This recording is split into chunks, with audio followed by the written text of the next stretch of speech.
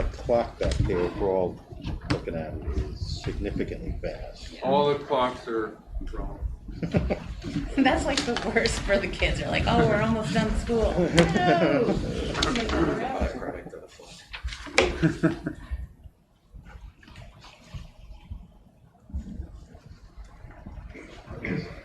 Good? Okay. Great. I'm going to call to order the Wednesday, February 3rd, 2021 Masco Regional District School Committee meeting. Welcome, everybody. We are live streaming and recording this meeting. Due to COVID-related restrictions, we do not have any public audience tonight. And our school committee member, Arati Kasuchi, is joining us via phone tonight. I'm going to go straight to comments from the audience. We will continue with our procedure that we've used the last several in-person meetings, where we will read the emails that were sent to us as we explained at the very top of the agenda when it was posted. This week we received three emails to be read at this meeting. They all relate to the budget, which we will be discussing later on in the meeting. We won't reply to them directly when they're read, but certainly they will be helpful for our consideration when we talk about the budget later. So I have asked a few people to help me out. Kristen, do you want to start? Sure. Dear members of the school committee, Albert Einstein once said, "In the middle of difficulty lies opportunity." The past year has challenged us all, and we are now faced with yet another challenge, budget cuts. You are faced with incredibly difficult decisions to make about how to provide the best experience for our students, but with less funding. Based on this, a proposal has been made to significantly reduce staff, especially in the middle school. It is our belief that the negative impacts that this proposal would have on Masconomet students and families would far outweigh any monetary deficits it addresses.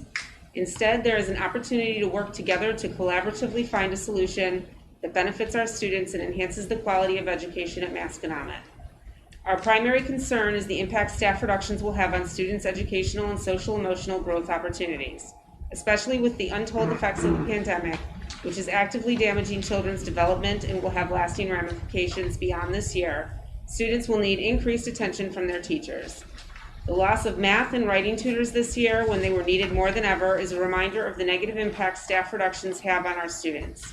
A further reduction in staff will clearly have the opposite effect, limiting the fostering of student-teacher relationships at a time when children need these relationships the most. Potentially, the middle school could have individual class sizes as high as 27 students. Even if the average class size is only 22 or 23, the reality is that there will be several classes with numbers much higher than that. Having class sizes that are well above other schools in our area, schools that offer comparable educational experience to Masconomet, is antithetical to what is best for the children of our community. In addition, the loss of what equates to an entire team of core content teachers could result in some 7th and 8th grade students placed on a hybrid swing team, taught by a combination of 7th and 8th grade teachers. While our staff is fully capable and willing to do whatever is necessary, the students placed on this team will not have an equitable middle school experience, as these teachers would be splitting their time and attention between 2 different grades and 2 different curriculums. The philosophy of our middle school is predicated on the value of team teaching. Teams of teachers are able to work together, meeting regularly with guidance and adjustment counselors to address their students' academic and social-emotional concerns, collaborate across subjects for interdisciplinary projects, and work closely with other grade-level teachers to design and implement new and innovative instruction. Under the current proposal, many students and parents will not reap the full benefits of a cohesive team of teachers provides. Masconomet has become a top-tier academic and SEL model through the hard work and dedication of many individuals over the past several years. More recently, a group of dedicated teachers in the middle school started a new committee called Masco Connect. The goal of this committee is to foster and nurture a sense of community and solidarity among the students. Though our work has just begun, we have already come up with some wonderful ideas, all of which center upon building team identity and spirit. Losing a team or having a hybrid swing team would disrupt the team model and potentially negate the gains established by our existing SEL model and the Masco Connect endeavors. We, the teachers, would like to think of this difficulty as an opportunity to make Masco better than ever and provide an exceptional educational and social-emotional experience for the families of the Tri-Town. If the current team structure and staffing levels remain the same, our class sizes over the next 5 years, based on projected numbers, would average approximately 20 students, with 100% of students placed on fully staffed, grade-specific teams that garner complete grade-level attention from their teachers and support staff. Not only would class sizes decrease, but students would also benefit because teachers could dedicate themselves fully to a single academic team, continuing to meet with their team teachers, guidance counselors, and PLCs. As stated in Masconomic's Vision 2025, strong adult-student relationships are a hallmark at Masconomic. Teachers and others seek to understand each student as an individual with a unique background, life situation, and unique strengths and interests. They strive to recognize each student's desire to find their place in the school and larger community. Please help us achieve this vision by considering other options to resolve this budget shortfall so our schools can continue to serve the community in the best ways possible. In the middle of this difficult time lies an amazing opportunity to work together for the good of the district. Thank you for your dedication to our students, for your continued support of the teachers in the middle school and the high school, and for all the time and effort you have put into providing the best educational opportunities of our students and teachers here at Masco. Sincerely, Michael Morris, Team 7, White English. Thank you, Kristen. So I'm going to ask Melissa to read the next email. And Melissa, can you just say who it's from? Yep. This email is from Jennifer Beers of Boxford. Dear school committee members, I am greatly concerned with the proposed teacher cuts in the Masco FY22 budget. There is a lot we don't know about the next school year. We don't know if the pandemic will be over or if our students will still need to socially distance. However, there's one thing we know for sure. Our students will be entering the FY22 school year with over a year of remote and hybrid education. They will enter with diminished engagement in their education and skills below where they would have been under normal circumstances. They will require unprecedented levels of support from their teachers to reach their potential, and that support requires investment in our teaching staff at this critical time, not reductions. I work in healthcare, an industry which, like education, also faces budget constraints due to the rising labor costs and tightly managed revenue growth. When the hospital I worked at faced a severe budget crisis, they dramatically reduced administrative overhead expenses, even eliminating some departments altogether. What they did not do was cut frontline patient-facing staff of physicians and nurses. Our teachers are our frontline staff caring for the education of our children as a clinician would care for a patient. I am asking the school committee to request that Superintendent Harvey go back to the drawing board and look at other cost-saving scenarios such as the elimination of non-student facing positions to meet the 3% budget target. I have reviewed the budget information publicly available online and have the following comments and suggestions. The middle school and high school comprise only 54% of the total Masco budget. I would suggest looking at the administrative overhead costs that are in the approximately $18.5 million of district-wide costs. My own rough estimates show that after removing many of the non-labor costs in this category, such as special education, out-of-district tuition, retirement insurance, transportation utilities, and critical services such as health, security, maintenance, there's approximately $7 million in expenses that should be carefully evaluated to see if workforce reductions in these non-student facing positions could be utilized to meet the budget expense goal. Sincerely, Jennifer Beers. Thank you. And Tasha, can you read the last one, please? Yeah, this is from Shannon Murphy, who's a high school English teacher. Dear Dr. Harvey and school committee, I know that this may be one of the more challenging budget cycles you have experienced. However, the challenges of 2020 are the very reasons we must maintain current staffing levels. I would echo the question Melissa Ogden asked at the January 21st school committee meeting. Are we ever going to talk about what our anticipated educational needs are for our students and whether or not they have or could have costs? We all share concerns about the increased levels of depression and anxiety our students are reporting. We all share concerns about the educational losses that they may have suffered over the last year. Adequately addressing these concerns will have costs. Smaller class sizes and correlating increases in individualized engagement and feedback are more important than ever before. This is not the time to shift towards classrooms of 27 or 28 students, each needing more attention to make up for setbacks in writing or mathematics, especially since the high school writing tutor was already cut for the 2021 year. Neither is this the time to eliminate electives that so often are the highlight in the student's day. Anyone who watched the theater department's production of Edges can see the benefits of channeling students' anxieties about the pandemic into the creative expression of writing and performing monologues about those struggles. Like Melissa Ogden, I am concerned about the impact of financial decisions on the whole child. In addition to the global health pandemic, this year forced many white communities to finally see the pandemic of white supremacy. The school committee's equity and anti-racism resolution is one step towards addressing this ongoing social disease. Translating that sentiment into concrete action is the work of teachers and department heads, but our work is in part tied directly to your budget. The nuts and bolts of putting together a dynamic program of studies may fall to school leadership, but messaging from the school committee about investing in classes that celebrate human diversity shapes the decisions a principal makes. For the last 2 years, some classes with initial enrollments up to 16 students have been cut before school administration ever approaches the school committee to discuss waivers for under-enrolled sections. Classes whose DNA is inclusivity and human expression, such as gender studies and poetry 12, do not run because school administration can't justify the allocation of human resources. The positive impact made by a small group of students who take an elective focused on social justice ripples through the school in immeasurable ways. The difficult decision to cut such classes predates the proposed elimination of 7.6 staff members. What electives will be next? Costa Protopoulos is right to suggest that doing things differently does not always cost more, but sometimes it does. Please place the educational and social emotional well-being of our students first by maintaining current staffing levels. As Zilly Boujou suggested, please consider that decisions made to accommodate the budgetary requests of the towns are not always in the best interest of students. Sincerely, Shannon Murphy. Thank you.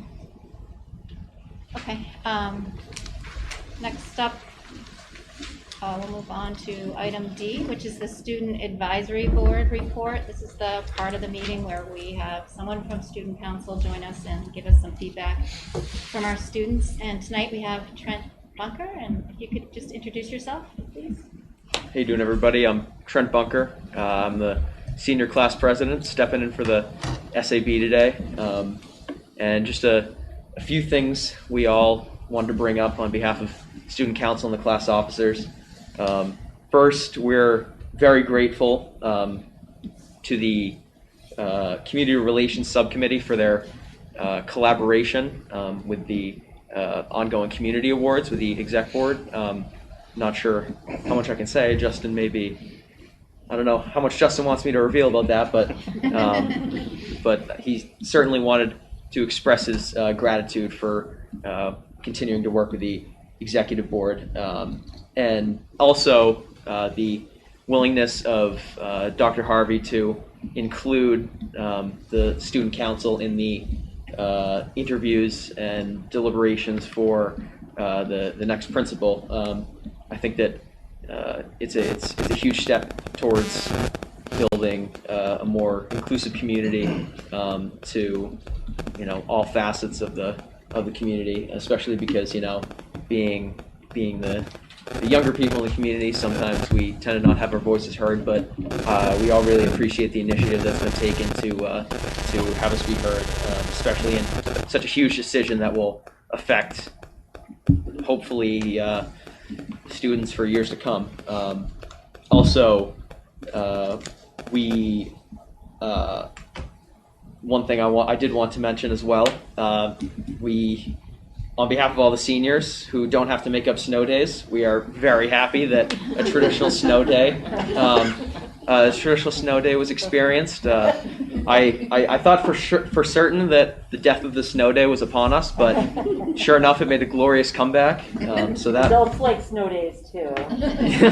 so that was definitely appreciated. Also on a note relating to the senior class as well, I know that lots of the seniors are upset in many ways about the internship scenario. Many kids already had internships lined up, so that was kind of tough on for them to all of a sudden have to pivot. But it does seem like many seniors are willing to explore the idea of the workshops that Mr. Delani has been working on, and we've actually, Justin Crosby and I, the executive board president, we created a poll for the community, a Google form, in order to gauge where the interests lie, to figure out how to best run those workshops so that they have maximum attendance. So by the end of this week, we should be sharing that information with Dr. Harvey and Mr. Delani, and also more particularly with the senior class officers. We had a quite successful start to our Snap Race fundraiser, as some of you may have seen that. Main focus of that just to help fund the class in terms of graduation and caps and gowns, because we had to miss out on some of our biggest fundraisers, and being prom for one, and so we're trying to get back to where we possibly could have been had those not been canceled by COVID. But as I said, it's been well received by the community so far, and it's seen some success early on. So looking forward to see what that'll bring for the class. And thank you for the opportunity to speak tonight. Great, thank you for coming in. It's nice to hear from different people. Appreciate that. All right, next up is item E, appointment of the Topsfield Town Administrator to the negotiation team. Are you leading this? Just as background, the statute requires that one of the there's a representative from one of the town leadership positions to be actually a voting member of the school committee for the purposes of approving contracts. Kevin Haratunian was selected a couple of weeks ago by his counterparts. He lost 2-1. No, it was unanimous. He said yes to. And so it's an option for the school committee at this point as to whether Kevin actually would serve as a full member of the negotiations subcommittee, which he is willing to do. So we'd be looking for a motion to add him to the negotiations subcommittee so that he can sit with us at all of these bargaining sessions. So he can sit with us regardless of being a voting member, correct? He is a vote. He would be. So if you didn't put him on the negotiations committee, he shouldn't technically be at the bargaining sessions specifically. But then he would come, like for executive session, like we would have in our regular ones for the full committee. And then when we were actually to vote a contract, he would be here at the table to have one of 12 votes. I feel like we haven't, I don't know, I've only been through one.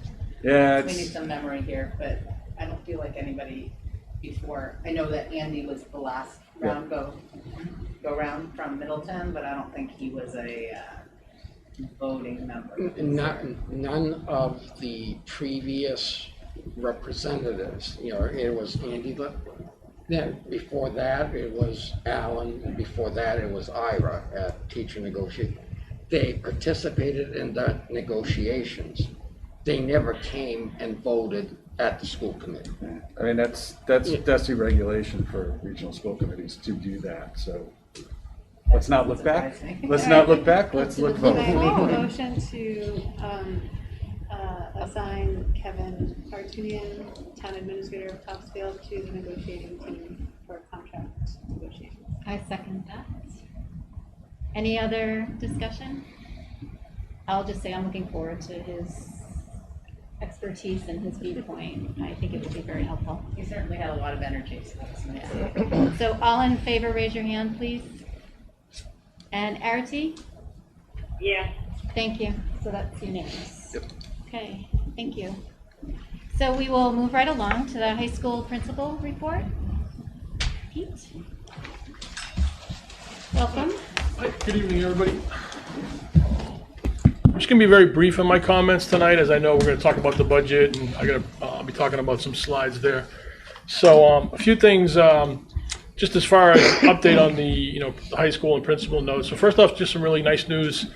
The art department, Stacy Manheim, the art department chair, informed us today that the Scholastic Art Awards, which are an annual event at which Masconomet typically does very well.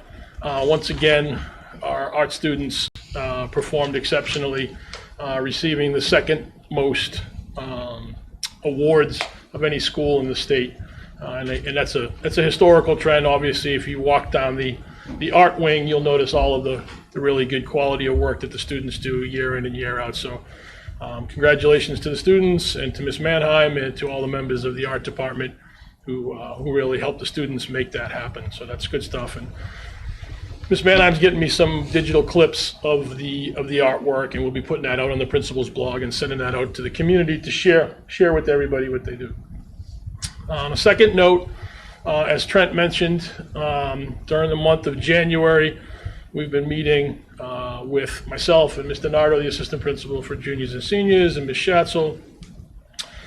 Been meeting with Mr. Hanchett, who's the student council advisor, and the student council office members, as well as with Mr. Massicott, who is the senior class advisor, and the class officers, and talking about spring senior events and some of the challenges that we're facing relative to DESE and Department of Public Health guidelines as far as what we can and can't do. There's going to be either Friday or Monday of this week, I'll be sending out an email to the senior students and their parents in regards to a number of spring events and some of the things that we are thinking about that we would do in place of them if we're not able to host the things that we would typically be able to host. And so, as Trent mentioned, one of the things that we're developing at a meeting with the senior teachers today, a couple of meetings last week with the department heads, conversations with the parent group a couple times over Zoom, and another one scheduled for Monday. And essentially, the senior workshop days that Trent referred to, what we're in the works of developing are 10 days in which there would be 6 workshop presentations made from professionals who live both in the Tri-Town communities and in Eastern Mass, or with Zoom, the nice thing is we have alumni who are in the music industry in California. And so what we're going to try to do, while it certainly won't replace or replicate what an internship experience is, we're looking to approximate the experience that students would typically experience going out into the workforce as an internship experience. And so the idea would be that in fourth quarter, beginning April 9th and running up till June 1st, that we would create 10 days with 6 workshops on each day. Trent referred to the poll that the students have put together that's going out to their peers and to the parents, and looking at what areas would they most particularly be interested in having professionals speak to them or former students speak to them about their experiences, whether it's in college or in industry, whether it's owning a small business, whether it's working in the fashion design, what have you. And then we're going to put those together along with, as I said, I got a meeting on Monday to follow up with the parents based upon the results of that polling that comes back. And then we're going to look to secure speakers and then plug them in to the workshops in April and in May. The other thing is, we've ordered, looking ahead to senior week. The nice thing is that right now we're very confident that we would be able to host most of what we have typically come to expect and experience during senior week. So last year where we had to plan both a virtual and an in-person graduation, and the in-person graduation we couldn't host until August 1st because of the ongoing guidelines and pandemic. This year we know that we've secured a tent for the football field. It's gonna allow us. It's going up, I believe, on Monday or Tuesday. Probably not Monday. That's Memorial Day, but Tuesday, June 1st. And that tent will allow us to lock in the date that we had established already, which is Friday, June 4th for graduation. In a typical year, we have awards night is typically on a Wednesday, and baccalaureate is on a Tuesday. We're going to move awards night to Thursday. That way, and we know that we'll be able to host awards night under the tent, and then graduation under the tent on Friday. And then hopefully, if state guidelines lessen, and hopefully if the vaccines roll out, hopefully we get into the spring where there are some changes to the amount of people that can gather and can't gather. And so the thinking would be we would hold off on setting up the chairs on Tuesday with the hope that perhaps we could have something a little non-conventional, but still bringing the seniors together, which would be for the first time this year, all under, no pun intended, the same roof or the same tent. So, we're confident that we're going to be able to, we know that we will be able to have awards night and graduation on June 3rd and June 4th, respectively.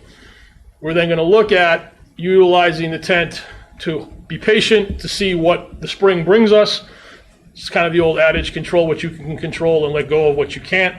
At this time, there are things that we simply don't have any control of relative to scheduling and relative to what we're allowed to do and not to do. One of the things that I also want to just take a public opportunity, because I know there's a lot of parents out there and students. One of the things, and I'll explain this in the email, sometimes in this, what we're dealing with, things don't always seem, to hold water or to be consistent or to square. So, for instance, it's a very logical question for one to ask, why can we have a football game, but we can't have a musical production? Okay? And that's a very common sense, question. And the answer that I've responded to a lot of parents and students who've asked that question is, right now, again, we're just following state guidelines. So, for instance, all club and activities, as guided by the Department of Education, have to occur remotely, whereas athletics falls under the auspices of the Massachusetts Interscholastic Athletic Association, who, in conjunction with the Department of Education and the Department of Public Health, have laid out what the guidelines are that we need to follow in order to be able to do such. So, again, that's not, I wouldn't expect that everyone in the community knows that, but it's important for people to understand that we're trying to do what we can when we can do it. On the same token, as the events are approaching us that we would traditionally hold, we also want to be respectful of the things that people would typically do in advance of those events, i.e. ordering things that have expenses and associated with it. And so we don't want to get right up to the last minute with the pretty sound idea that we wouldn't be able to host something, but then have people have had expenses out of pocket that they wouldn't otherwise have had we given them 6 weeks run up to that time.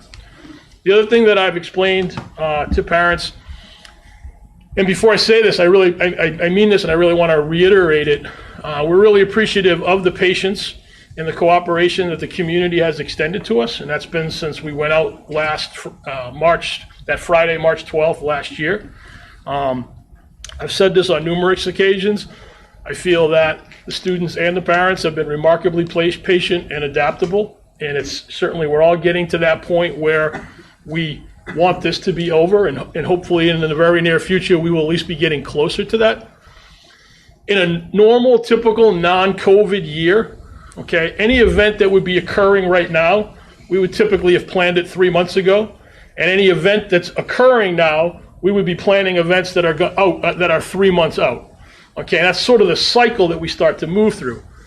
What COVID has done, obviously, and this is for everybody, both here in the public sector as well as in your home life and as well as in people's private industry. But what COVID has done is literally kept us a couple of weeks ahead of where we normally are. And I use that as an example. The state had informed us that we would have January MCAS testing for the entire junior class. So we spent November and early December preparing for that and all of the mechanics necessary to execute that. only to find out, which we sort of expected was going to happen, that MCAS was being pushed into May.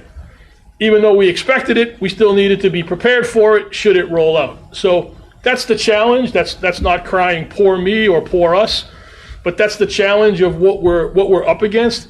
And so it really precludes us from driving right up to the date of an event and making a decision 1 or 2 days before that, because we have a whole series of events that are scheduled after that, some of which would fall into the extracurricular category, others fall directly into the academic planning. We know, for instance, that we're going to spend the entire month of May right now doing MCAS testing for juniors, sophomores, and then the first week in June and for freshmen. So again, not crying poor mouth, not saying woe is us, but there are there's a lot of planning and scheduling that is occurring and that will continue to occur right up until the end of this year. That said, I promised, and I meant it when I said it to the seniors and their advisors and to the parent group, we understand that to a large degree, the class of 2021 is sort of like the old World War I veterans who were called the lost generation, right? There was a lot of outpouring and empathy and emotion, appropriately so, for the class of 2020. Looking back on it, from March 12th to June 5th was a sprint compared to what we've all been engaged in from March 12th to, as we're about 1 month away from a year of dealing with COVID. And certainly the trajectory of that time and the experience for the current class of 2021 certainly has been challenging, to say the least. And the fact that they have not yet had an opportunity to gather in its entirety, we're certainly sympathetic to that and certainly conscious of trying to create opportunities to celebrate and to gather where we can. And so, as I ask the students, all I ask is that you trust that we have your best intentions at heart, and we understand that we are probably going to land on decisions that are not popular and that will cause angst, but they are done from a place of caring and done from a place of trying to do things in a timely and a responsible manner. So I appreciate everybody's time, and I will defer back.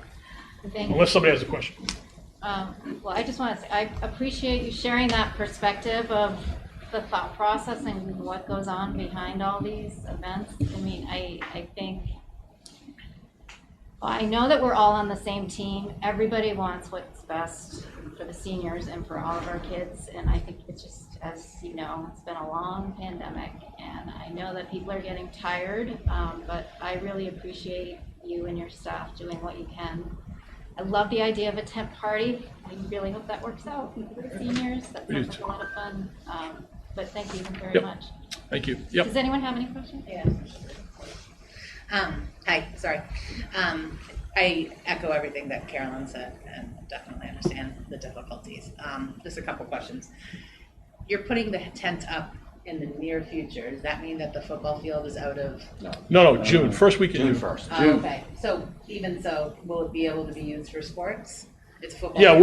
Yeah, football will be long done. No, but lacrosse uses it, field hockey uses it. We're coordinating everything with John and. Okay. I thought that was coming sooner, sorry, missed that. And then I should probably just wait for your letter. I have a lot of senior questions, but Sure. I don't know why, but I'm happy that you guys are all working on it. And if it's not answered in the letter, then I'll ask for something from there. Be happy to. I'm sure I will be receiving some. Wow, I will look for your email. I will sort through it. Thanks. Thanks, Pete. All right. Thank you, Pete. Okay, next up, item G, approval of next year's school calendar. Mike, you want to take us through that?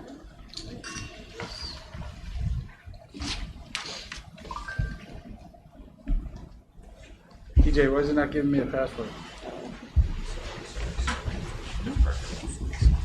That's my fault.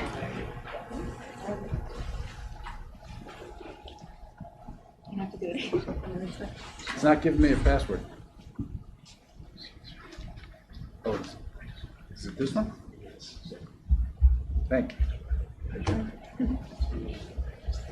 The calendar was also attached to the agenda. It is. And a link. I'm just filling in the dead air here. Thank you. And There it is. Okay. I didn't need it. And also like that you also attached the list of religious observances too. So you do have in the packet the calendar for 2021, 2022. In accordance with the teacher's contract, the teachers cannot start before September 1st or the Wednesday before Labor Day, whichever is sooner. This year they happen to be on the same day. So the teachers would return on September 1st. We would have our orientation for grades 7 and 9 on the 2nd, and then start school on Wednesday the 8th, because in observance of Rosh Hashanah on the 7th of September. 180 days from there will take us to Monday, June 20th, and then we would add on 5 snow days, in reserve for that. I don't know if there's any other questions on the calendar itself. I mean, I think it's pretty straightforward. So is it typical that the teacher contract includes like a start day in it, or? Here? Anything's possible. No, I just mean. I mean, sometimes it's there. I think it's something we need to talk about. I'm just like, June 20th sounds kind of late, and then if we have. I agree. Snow days. Personally, if I had my way, I would have the teachers come back on the 30th, and then the kids would come in on the 31st and the 2nd. And so we would have had, at least the one day in that week, that last week in August, with students, students would have been in on September 2nd. September 2nd. So we would have gotten one more day in, which would have helped you push it back a week. Do we know what the elementaries are doing? I'm imagining they're starting before. I don't know. Okay, I haven't coordinated with Scott on this. Usually they wind up with having their teacher return gathering in our auditorium, because it's the only space big enough to hold them all. Yeah. And I'm gonna guess that's on Monday, August 30th. That's what I was thinking, because I know we had moved it earlier. Middleton had made especially when you have a late, I guess this is considered. Labor Day's. A middle Labor Day, but I know Middleton has started going the week before Labor Day to school. Right. And so it's been doing that for a while, so I would expect that they're back last week of August for sure. A couple of years ago, when we had Snowmageddon, when that was a big deal. I wish for that. The commissioner actually, I wish for those days.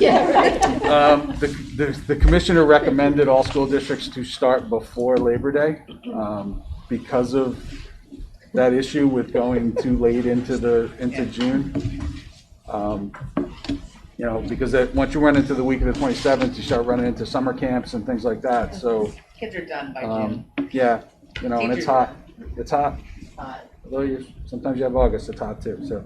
But our contract requires that. Our contract says no sooner than the Wednesday before Labor Day or September 1st. Is it specific to teaching, or could they put their teacher day before that?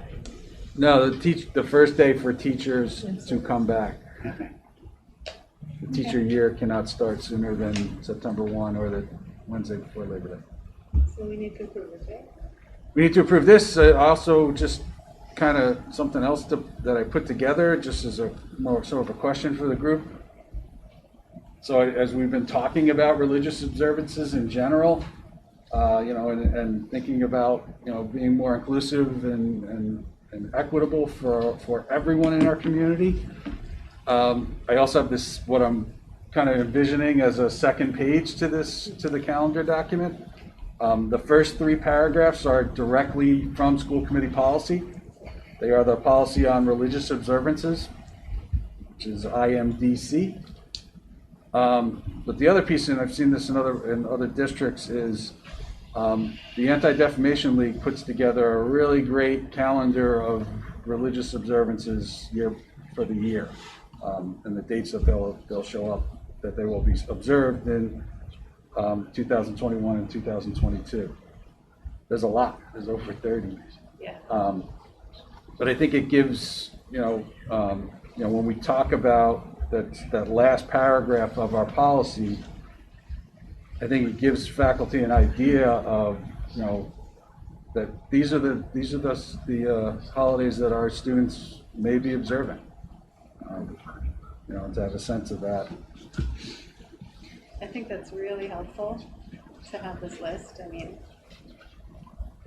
sure, we have students that celebrate several, whose families celebrate several of these, Yeah. that often probably fall under the radar. Right.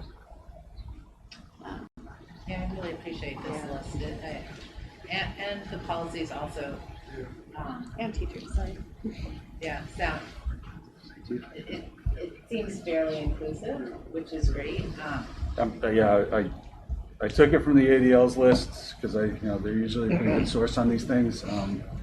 If there are some that are missing, please let me know and we will add them. But even the policy that says basically if it's a critical mass, then we're gonna try and not do like tests and homework. Mm-hmm.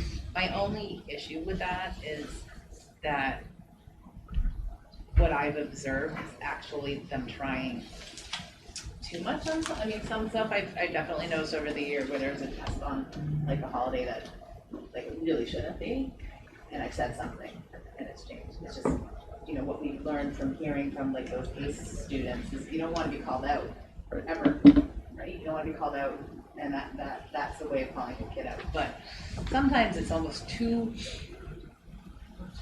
broad, and there was teachers that weren't giving homework on like Hanukkah, which, you know, it's not, I can only say what the Jewish ones are, that, you know, wouldn't hit. There's really no reason that should be affected. So that's kind of what happens when they take it. I mean, that's the hard part of this, Tasha, because I would never claim to be an expert in any of these religions. No, nor should you be.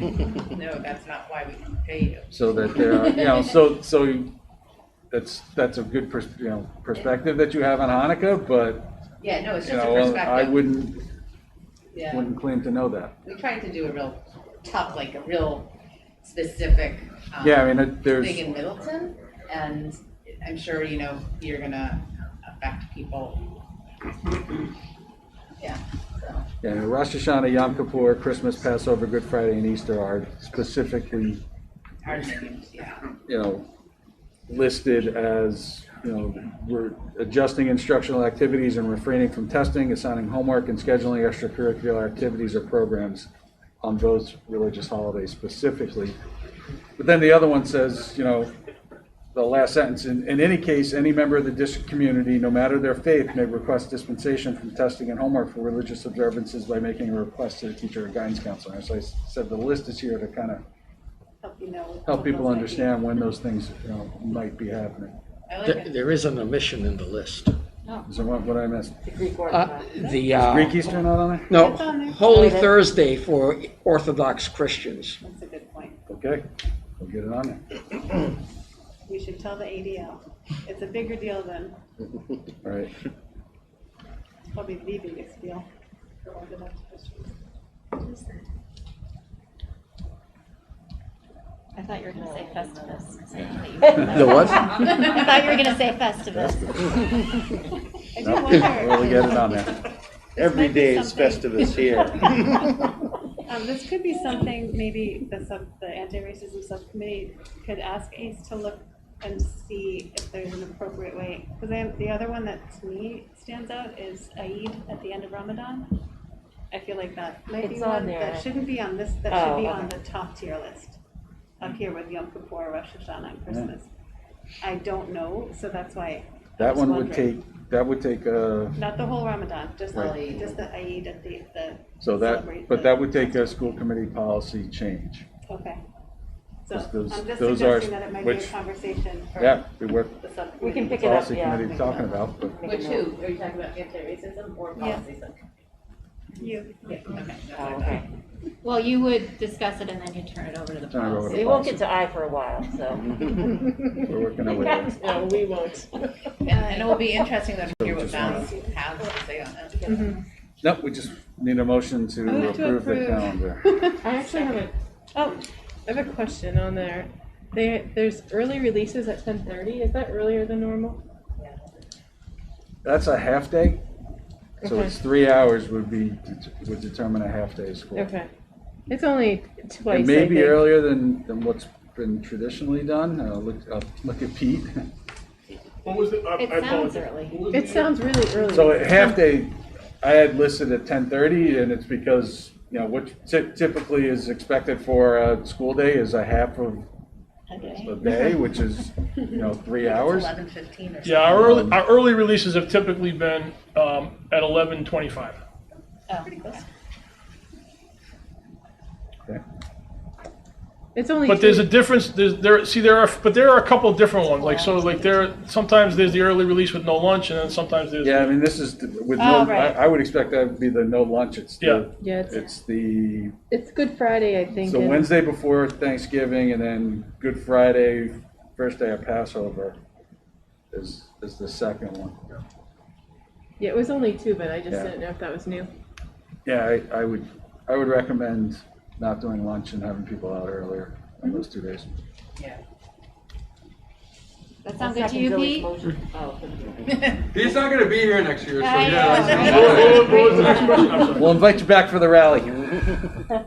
Bill. What time would your dismiss the two releases? And what was the option? I apologize. What did you have? You had a 10:20 or a? 10:35. 10:35 is what we were looking at. Is that pre-lunch? Yes. Well, it's Is that when? Well, pre-lunch outside of grade 7. right. Grade 7 and have lunch Oh, they have that 10 o'clock at lunch. 10 o'clock. All right, do you want to? I would be inclined to put it. I mean, personally, I think historically, it's more been an 11. That's more been the 11:25 release. Okay. I don't think this. If the students are voting, I'm sure they're going to think. That's what I'd say. I don't think anybody's gonna complain 10:35 about sounds good. 10:30. No, won't affect me, but- So Okay. what do you wanna do? Personally, I'd say leave it at 10:30, but I just didn't know if it was a typo, that's all. no, if people feel strongly about moving it to 11:30 or Is it count as a day? It's only 2 Doesn't sound like days. there was counts as a day. It It's, does. Yes, it does. At 10:35 it does. Yes, it's only 2 days. It's Thanksgiving, and it's not like every and Good Friday and slash Passover. It's Good Friday right before, April break. Yes, Yeah. Good Yeah. Friday and the Those- first day of Passover, right. first night of Passover, are right before April break. So those days are right off anyway, so yeah. All right, why don't we try it this year and we'll see how it goes. See how it goes. All right, so Zilly, you made it? Did you make the motion? I made that Wait a second. motion. All right, I second it. No, that's fine. I Oh, Melissa, any further discussion? Okay, all No, in I was favor, reading please raise your hand. Is that everybody? Yep, and Arati? Can you knock on the phone? Arati, do you approve? Whatever you do. Yeah. Erica? All right. Okay, thank you. Thanks for laying it out like that, Mike. I'm gonna go on to H, which is the superintendent update, Okay. and back to Mike. All right, this one's a little longer one, so bear with me, please.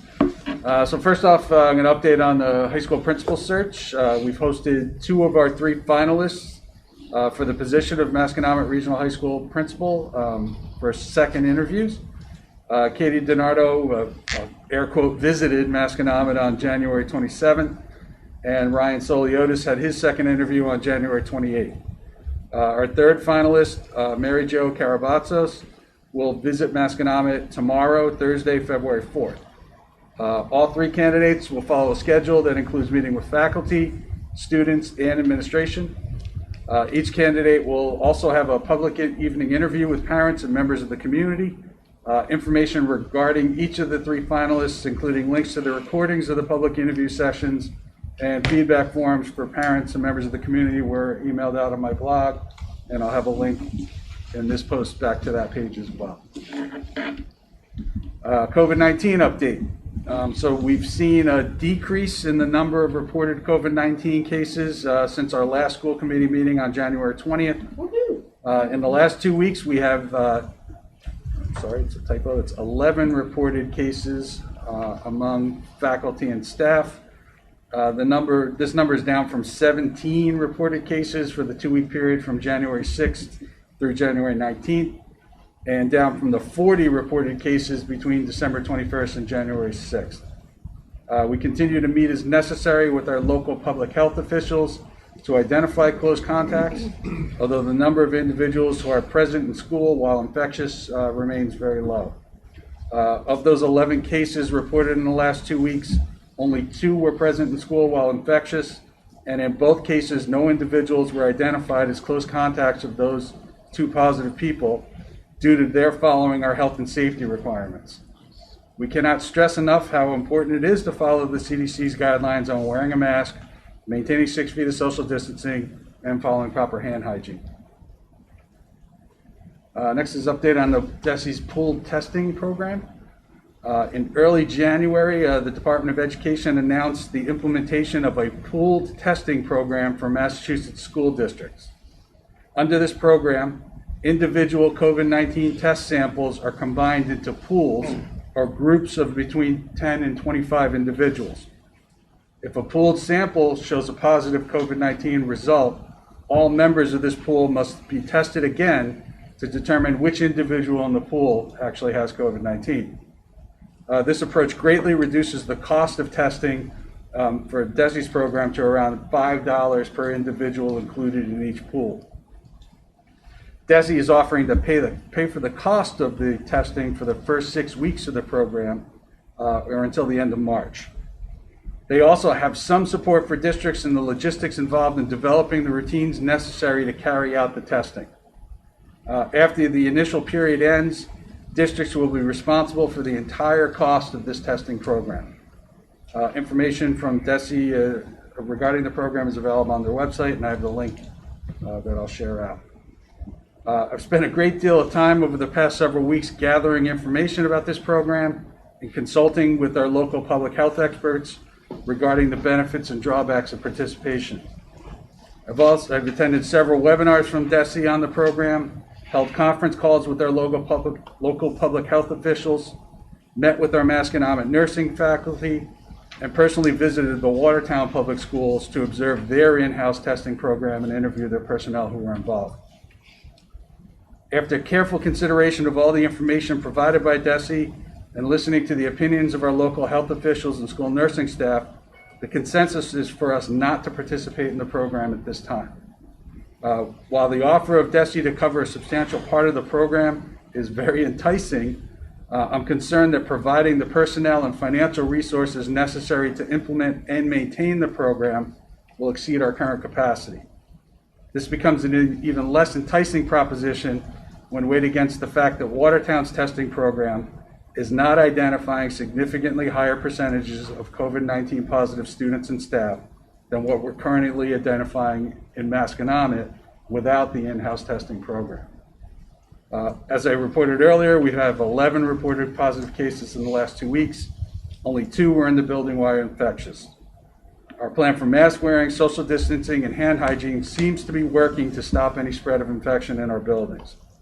Our public health officials also expressed concerns that a testing program may provide a false sense of security in our own community, which would lead to fewer people following the public health recommendations regarding mask wearing, social distancing, and hand washing. Our school nursing staff and our members of our executive leadership team have scheduled time to revisit this decision at the end of February and see if conditions have changed to warrant another look and maybe participating at that time. But we did a lot of work on this one, and it was not a real solid let's go do it from the people that would directly be involved with it or from our public health officials. They have basically said they're shifting their focus to vaccinations right now and wouldn't be able to give us any support on it. So, and the best, I guess, example I have of all this is, so when I went to Watertown, I got there at 6:45 in the morning and watched 2 nurses do nothing for 3 hours but administer tests. And that's 2/3 of our nursing staff. So, I mean, it was really kind of an eye-opening piece, and when I talked to their superintendent, they had roughly the same number of positive cases or results that we have already. So, you know, and they were hundreds of thousands of dollars into the cost. They weren't doing DESI's program, but it was a substantial financial investment to do. So We have no we have no cases of spread, No. of the school spread. No, and they really haven't either in Watertown, so. Did you get a feel for how many kids are coming in there versus like here? I think they're closer to a third, so they're doing a hybrid model like we are, and I think they're getting about a third in on each of the 2 cohorts that they have. Oh, There's about 2,700 students in Watertown, so. what is that? I'm sorry. What does that matter? A third? What do you mean a third? So it's like, so, So we have a third coming physically, right, whereas they have 2/3 2/3 coming coming physically. physically. A third in each cohort that were coming in, and then about 30% of the Got it, okay. district. Yeah, so they're closer to what we were expecting Right. to begin with, and we've kind of. Right. Got yeah. it. And they also have, K-6 elementary, which I think is much stronger in person than. Oh, in those stats. Yeah. Yeah, I can see that. Oh, no, I'm just asking because if there are more kids in, it's not exactly apples to apples to compare the 2 Right. test rates, or Right. positive test Well, rates. they have more kids and they're still very, very low positive rate. Okay, They're showing up. So, thank you. It's a percentage, so if you just even as raw numbers, they were about the same as what we were coming up with. So just an update, we've had some questions on reopening status and our plans. So members of the committee and I have received inquiries from parents regarding when we might be able to return to more in-person learning for students. Our Masconomet School reopening plan, which was published back in August, outlines requirements from the Department of Elementary Secondary Education and the Mass Department of Public Health that we must comply with in order to implement any of our 3 models, in-person, remote, or hybrid. To date, the requirements from DESI and DPH have not changed from when we got them back in June, actually.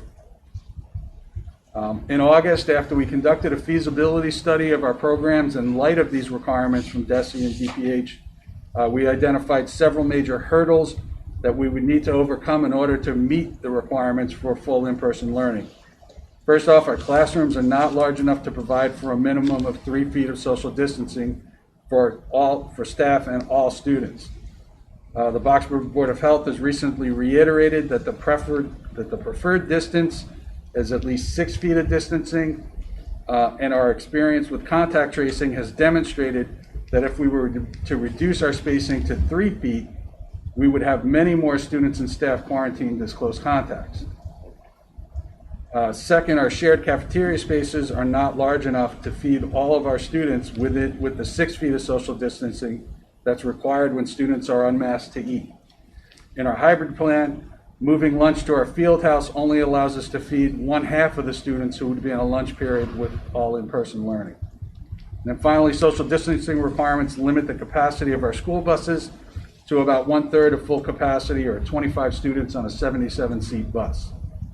As the requirements from DESI and DPH have not changed, these conditions still limit what we can do in regards to implementing full in-person learning. And we'll revisit our plan if and when DESI and DPH issue new regulations. Any changes to our reopening plan will also need to be collectively bargained with our teachers and paraprofessional unions. Sure.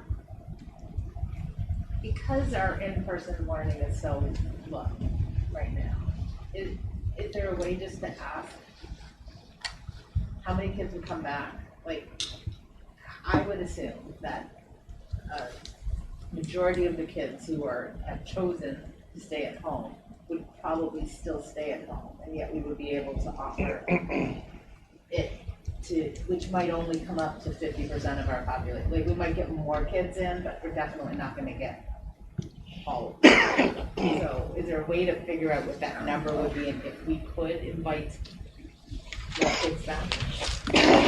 I think the problem we run into is that we have to have some kind of predictable number. Yeah.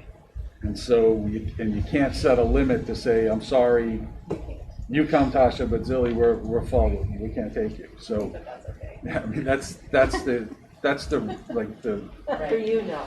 the creative mathematics in all of this is just trying to, yeah, we'd love to say to people, come in, if you want to come in for 5 days. But We I can't just can't- say you can come in now, Right. once you've signed your, like, waiver or whatever, that you're not in for the rest, like, that you can't come in. You can't, we're not supposed to shut people out at all. That's the one thing Desi was pretty clear about was, because districts were asking, what's the time that we can allow them to wait if they want to come back in? And Desi said, well, a couple of weeks is reasonable, but after that, you got to let them come back. So And that's just the logistics of putting a schedule together and making sure the rooms aren't overloaded and things like that. So the problem is that not enough of our students have picked full remote to be able to do what Tasha suggests, because most of them, even though they don't come in, have chosen hybrid. Right. They had originally chosen. Yeah, I mean, they've never really changed their designation to fully remote, even though they're attending from home. Oh, so kids didn't? We still have cohort A, cohort B, and cohort D, I think is what it's called, is fully remote. But there's still students, when you go into Power School now, students still carry those different designations, but then you go look at their attendance and we're marking them remote present Right. every day or every other day. Can I ask a follow-up on that? So with that, I mean, we've done it a couple times ourselves. I've always called in and emailed all the teachers and explained a reason. So is there an accountability measure that could be taken? I'm kind of asking the principals too, that's not so much saying you can't do it, but enforcing that you have to somehow communicate it, because I think a lot of people aren't even bothering to communicate it, and it's made it so easy. Yeah, I mean, If it's at least you have to communicate it, you're required to communicate it, there's like a shame factor, like you are only gonna do it when you really need to. I guess, the issue is, so we're required by the state to take attendance on a class-by-class basis. Yeah. And so, what all the teachers are looking at is the student signed in front of me and marking them remote present for that time, so we don't want to turn kids away for any. Yeah, I guess I'm just saying if they're in a cohort and they're going to do a remote present instead of an in-person day when their cohort is in person, if there's any way there could be an expectation, some kind of consequence if you're not communicating that as expected and you're just doing it. And would your hope there be to encourage more kids to come in when it is their day? Yeah, so if you're a hybrid student, you're not gonna avoid coming in just because you don't feel like it, but you might take a day from time to time because you need it for some reason. And you can have the advantage, I call it a pandemic bonus, of being able to not miss a day, but you have to communicate it. So the fact that you're communicating it holds you to some standard of personal accountability, because you have to say to your teacher or the school, this is why I'm not attending on this day. Because I think that's gone by the wayside, my experience, my observation is. So if I could just respond to that, I understand the question, and in my response, please understand, I'm not saying that this is ideal by any stretch of the imagination, but what we're functioning in right now is essentially a synchronous learning environment. And so if I'm remote present or physically present, I'm still present. Now, I understand that there's a whole other thing of kids who are logged in and present but have checked out, right? I mean, that's a different challenge. But one of the things that we're not dealing with that I know a lot of other schools are dealing with is the catch-up of trying to figure out, you weren't here, are you responsible for the work, are you not responsible for the work, the teacher having to back up, catch them up to speed because the school said you were supposed to be in school but you weren't in school, and so we're not teaching you today.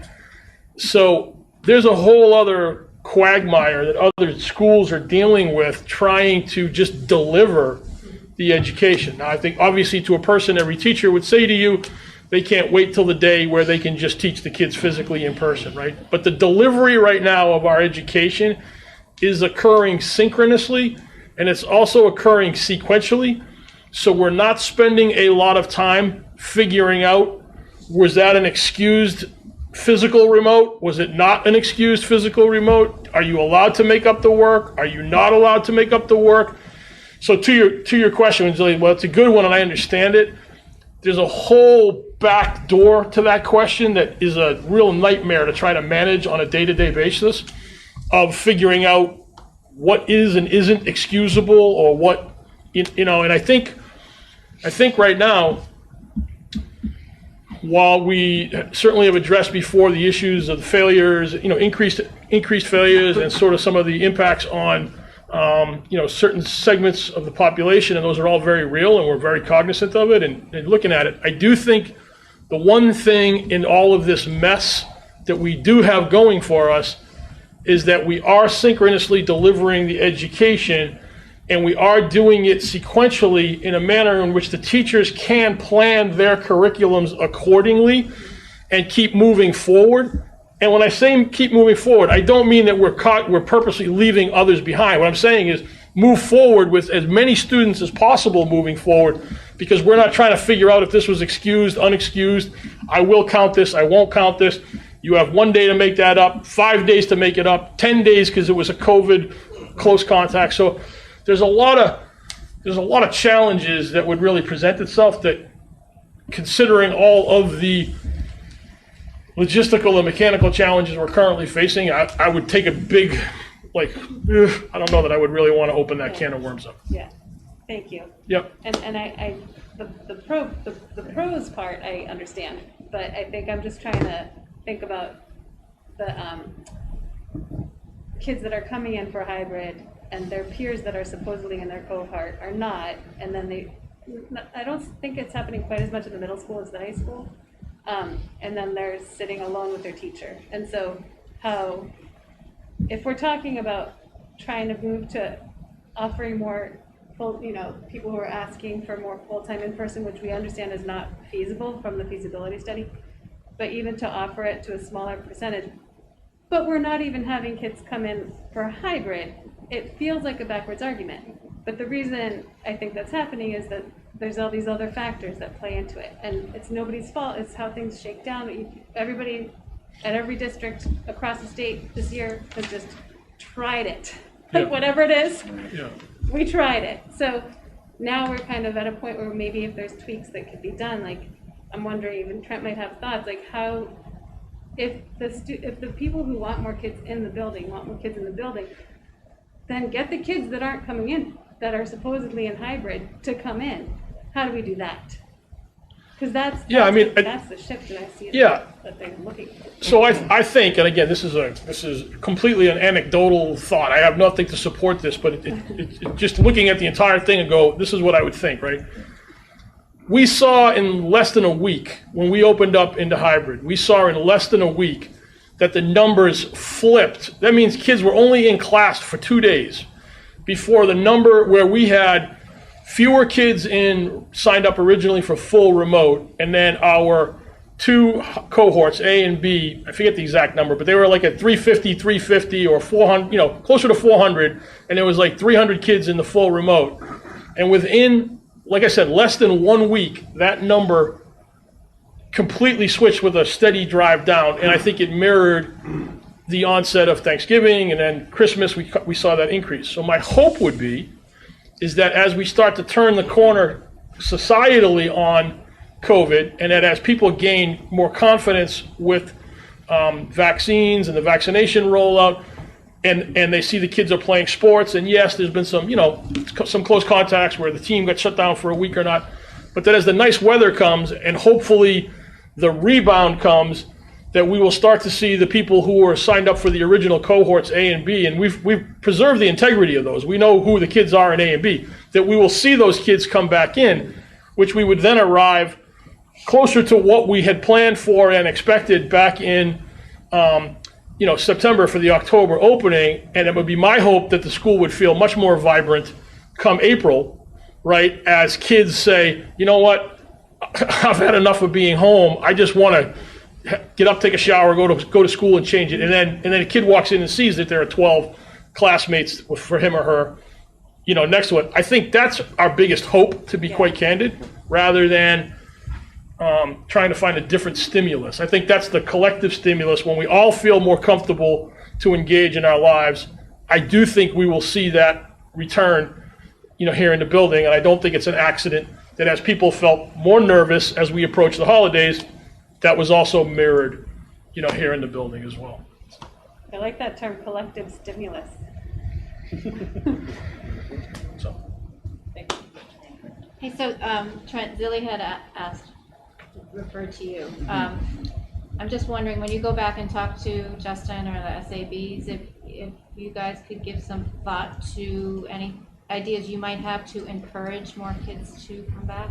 Yeah, definitely. I just listening to what Mr. Delani said, I definitely think that there was some impact that the rising cases had and the holidays had on kids not coming to school, but honestly, I think that that's vastly outweighed by just the fact that it's hard to turn down extra sleep. As a high school student, like from experience, it's just a hard thing to turn down.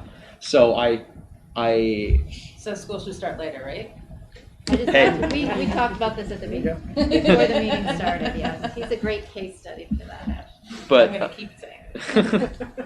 but so the real issue is how are you going to motivate? Because it's going to come down to motivation in the end. How are you going to motivate those kids who are more inclined to sleep that extra 30 minutes and get up, take a shower, and go to school? Peer pressure, that's what we need.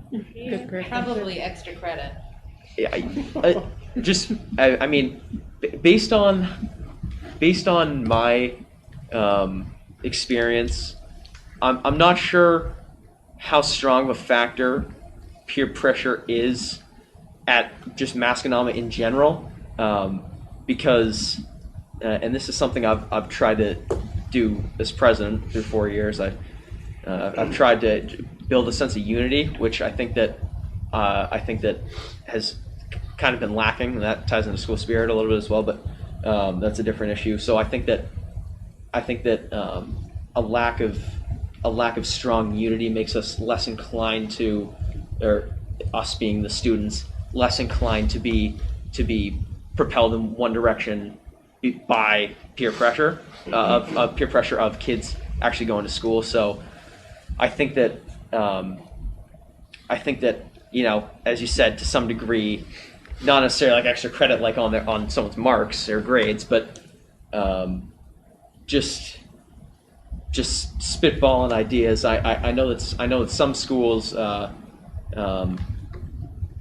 they have the distinction between hybrid cohort and then fully remote, and I think this is North Andover that does this, which, I mean, this North Andover has had their own problems with their system, so you can take this with a grain of salt. But I know that if a student is supposed to be in the building, they're allotted, I want to say, I'm not really sure, maybe like 2 or 3 days where in a row where they could be remote present before they would be forced to switch into the fully remote cohort.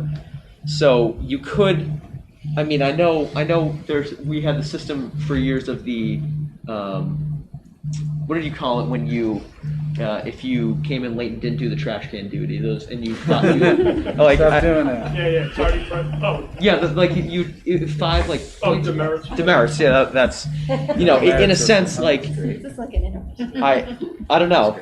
I mean, because Brent, I love all these ideas. If you guys have time to brainstorm as a student council, and Yeah, love to hear 'em. Yeah. Because I don't want to take any more time from tonight's meeting, but I think this is like so important, and definitely everyone's ready to get a little bit closer to normal, and if we could get more kids in, that'd be awesome. I'll talk to them, yeah, definitely. Thank you. Okay. Melissa, you got- Yeah, I was just hoping, and I'm not sure anyone listening at home realizes that Mike mentioned busing, and people are gonna ask, well, how does another town do it? And I think we need to confirm out loud that Masco is required to provide transportation Correct. to all its students regional school districts. So. Right. And have enough spots on buses so that we can do so. So that we can do that. For every kid. For every kid, yeah. Thank you. You still going? Yeah, I'm still All going. right. Stop a little. To talk about the notice of elevated PFAS levels in our drinking water. So we received notice from the town of Topsfield, their water department, that the water in Topsfield, including that which is supplied to Masconomet, has tested for elevated levels of PFAS, which are chemicals used in industrial manufacturing. The advisory from the Topsfield Water Department recommends that consumers in certain subgroups, including pregnant or nursing women, infants, and people diagnosed by the healthcare provider to have a compromised immune system, should not drink or cook with the water. Drinking water at Masconomet will continue to be available via our touchless water filling stations throughout campus. However, please be aware that the current filtration systems in these filling stations are not specifically certified to remove PFAS. We are currently working with the filling station manufacturer to identify, procure, and install certified filters. When and if this occurs, we will let you know. In the interim, we encourage all students and staff to bring bottled water with them each day in order to limit their exposure to PFAS and to stay properly hydrated. For those students and staff that do not bring bottled water or are uncomfortable utilizing the touchless water filling stations, we will make bottled water available during daily lunch services in the Fieldhouse cafeteria service area. We'll also only use bottled water or water that has been properly filtered for cooking foods, such as pasta served by our food services department. And in the blog post, there'll be an attached letter from the Topsfield Water Department for more information. And finally, info on Monday's sprinkler pipe failure. Monday, a sprinkler pipe in our generator room failed, causing the fire alarm to sound in both buildings. When our sprinkler system gets discharged, the fire alarm is wired in and that goes off as well. Students were temporarily relocated to the field house and to the auditorium while our local fire departments assessed the situation, and students were eventually returned to class. Yesterday's snow day gave us time to complete the cleanup, to implement some temporary solutions to the building systems that were impacted by the flood, and to have the necessary building inspections completed. Assistant Superintendent Jeff Sands will be working with our insurance carrier to submit claims for this failure and any other long-term repairs that need to be done. That's it. Okay. Good times. Yep. Good times. Just when you- Floods, locusts, plague. I think frogs are next, right? Can I give some props to some folks that worked Yes. around the clock from 11 a.m. Monday until like today? So Wow. Doug and Steve and all the NPFTs, all of our vendors, it really was an endless All effort. hands on deck. Yeah, it was all hands on deck. So the snowstorm was welcomed from our perspective because it bought us some time to assess, clean up, develop some workarounds. We have some really great vendors, the electrical inspector, the building inspector, the fire department, Oxford Fire Department. They were all great to work with, and everybody lent a hand, so we were able to actually open the building today, because there was a time yesterday that I didn't think that was going to happen.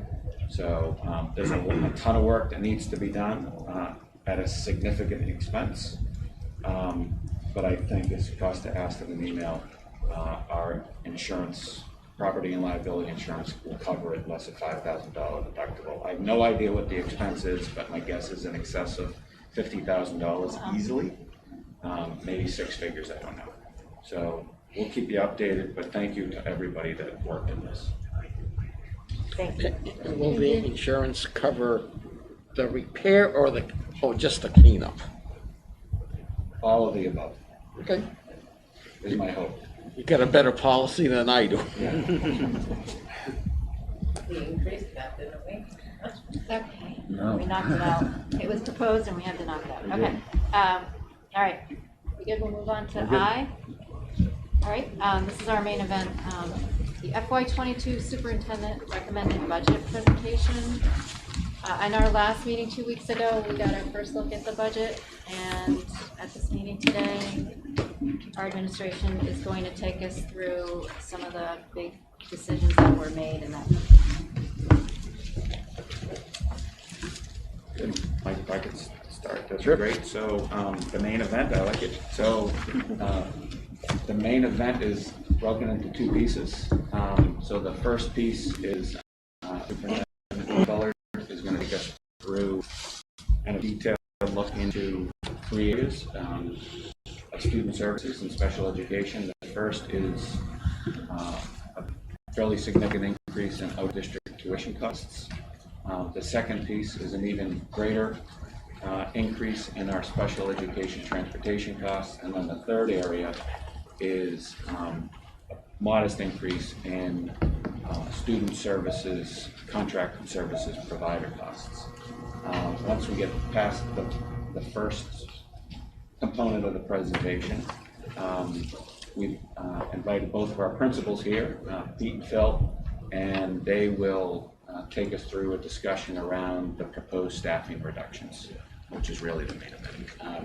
So before I turn it over to Patty, if I could just kind of call out a couple of things. So as you know, we're recommending a level service budget with adjustments to our staffing model. On January 27th, the state released the cherry sheets and the net school spending amounts for FY22. So I took those two pieces of information and I incorporated them into the recommendation. So you'll see a slight change in some of the numbers that are being presented and are included in your budget package. So you can see that our increase in total operating expense has increased by $973,857. So there was a change of about $600. And then an increase in our total operating assessment of $824,513. That was a change of about $12,000 from the initial recommendation. And again, the changes are strictly associated with the state's cherry sheet, and nothing else has been changed. So that's covered in the first couple of slides. Mike, maybe if you move past the next slide to this slide. So not only do those things impact our total numbers, but they impact the assessment to our member towns by applying the new data. So you can see in this revised slide, the Boxford operating assessment, when applying the new net school spending requirements into the prescribed calculation, was reduced by $267,000. Middleton's operating assessment was reduced by $2,000, and Topsfield operating assessment was increased by $256,000 to 8.7% year over year. Like I said, the total operating assessment was reduced by $12,000. So we'll get into the drivers behind revenue, the cherry sheet, cost offsets, and the calculation at the next meeting. So at this point, hand it over to Patty, and we'll get into the out of district special ed tuition costs. Can you just go back one second? I just want to say one thing on this slide, and I just want to call everyone's attention and anyone listening. So the overall budget that's been worked on has a 2.9% increase in operating expenses. Great. Operating assessment. Assessment, thank you.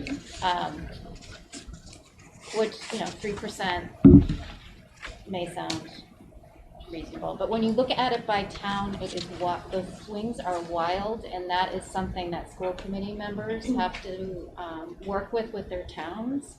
So I mean, for Boxford to have a decrease of 1.4%, and Topsfield to have a nearly 9% increase on it's the same budget. It's just, and we'll get into why that happens. I don't want to do that in this meeting. But I just want everyone to understand that there are really two things going on here when we work with the towns after we decide on the budget. Thank you.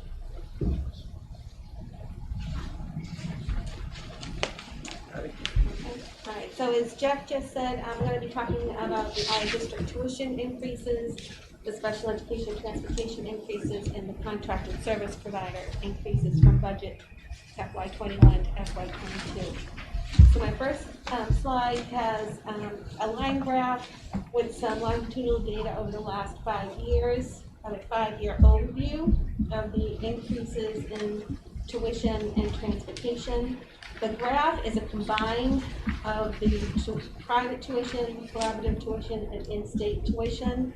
So if you look at the exact dollar amounts, so the private tuition from FY21, $2,814,176, and going up to 3.118, and then the collaborative goes pretty much consistent.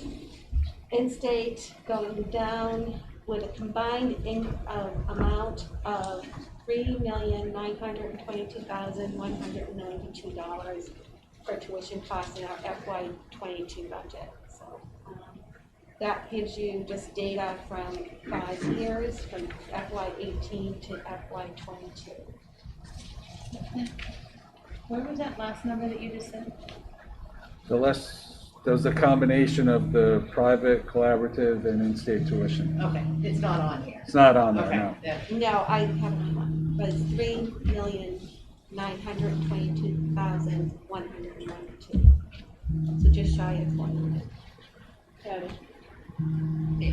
Do you know, looking at the 5-year data, I looked ahead and I didn't see these numbers. Is this more due to increases in actual tuition rates for schools or increase in the number of students that are being outplaced? Combination. Sorry, what was the answer? A combination. So there's a number of variables in regards to the increase. So it's the number of students that are outplaced as well as the increase in tuition themselves from year to year. Terry has a question.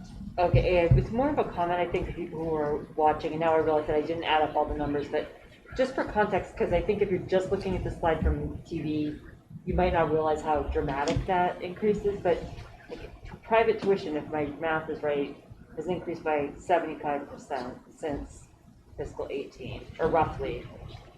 Like these are big, I mean, the percentages And it's the type of are, placements, right? Yes. So Okay. the private has gone up, whereas the Okay. collaborative is pretty consistent, and the in-state has gone down yeah. as well. Okay, sorry, yeah. Sorry, But it's with a saw that. combined increase, though. Yeah. Okay, thank you. It's Thank just you. more dramatic than I might. Right. Because the numbers are so high, the numbers are so big. Right, You know? and then if we look at the transportation cost, the last line of that list from FY18, you see that from 18, 19, 20, and even 21, I mean, there's been some, ebbs and flows, but nothing significant as what we're seeing from FY21 to FY22. And is that because of the new contract? It's additional outplacements, and then I'm going to explain that a little bit on a future slide, so it'll kind of explain it a little bit better. So if we go to the next slide, if we think of tuition and transportation FY21 budget to FY22 budget, and this has been the movement, and that, Kristen, you kind of asking that question. So 9 students were newly placed out of district during this school year, FY21. 3 students returned from out of district placements during this school year. 9 students aged out, so they turned 22 during this school year. 7 students are graduating that are outplaced this school year. 1 out of district student is moving at the beginning of the following year, so it's not in our budget. 2 students will begin a post-secondary out of district program in FY22, and this is pretty significant. 10 incoming 7th grade students are outplaced now, and as they come up, they'll be outplaced in FY22. The tuition and transportation costs for these students is an anticipated $1,074,768. Patty, have you ever seen that in one class? No. No, and this, Matt LaCava has, he called me early on to inform me of this. It's their bubble, that most of these kids have been out since they entered school age, so there's significant complex needs. So it's their bubble. Thank you. Melissa has a question. Oh. And if they're coming out of districts, that particular district's out of district tuition budget should also decrease during that time. Like, so towns are aware that they may be losing it at the elementary level, but having to pay it at the Masco level. Yeah. So people would be aware, it would be a factor, and exactly. Hope so. I would anticipate that they would have a corresponding conversation with the community, because there's a lot of moving parts, right? There should be a component to the conversation on their end that they're sending out 10 or roughly $1.1 million worth of related expenses. It also depends Hopefully on the they're town. not picking it up And from do the we younger ever- kids Right. coming into their system. like, I guess when we're trying to talk to them about a 9% increase, like, I'm just trying to be creative. Like, do we know what towns? Without, I don't think we don't know we're not gonna identify what towns they're from. Right, We but- can't do that. And But if everyone's looking at budgets, You could probably. people are smart, I would assume, who are working with town budgets. we should see a relatively equal decrease in the elementary budgets. That was just my, But that's gonna be, again, spread across 3 towns, and it may not be even or Right. equal or anything like that, so.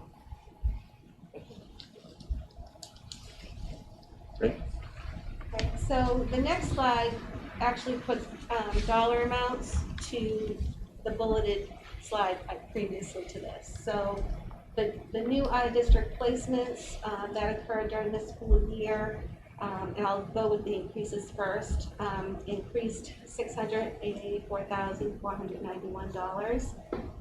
The newly post-secondary placements, which are 2 for FY22, is $83,640, and the incoming grade 7 out of district, and this is tuition only, is $839,778.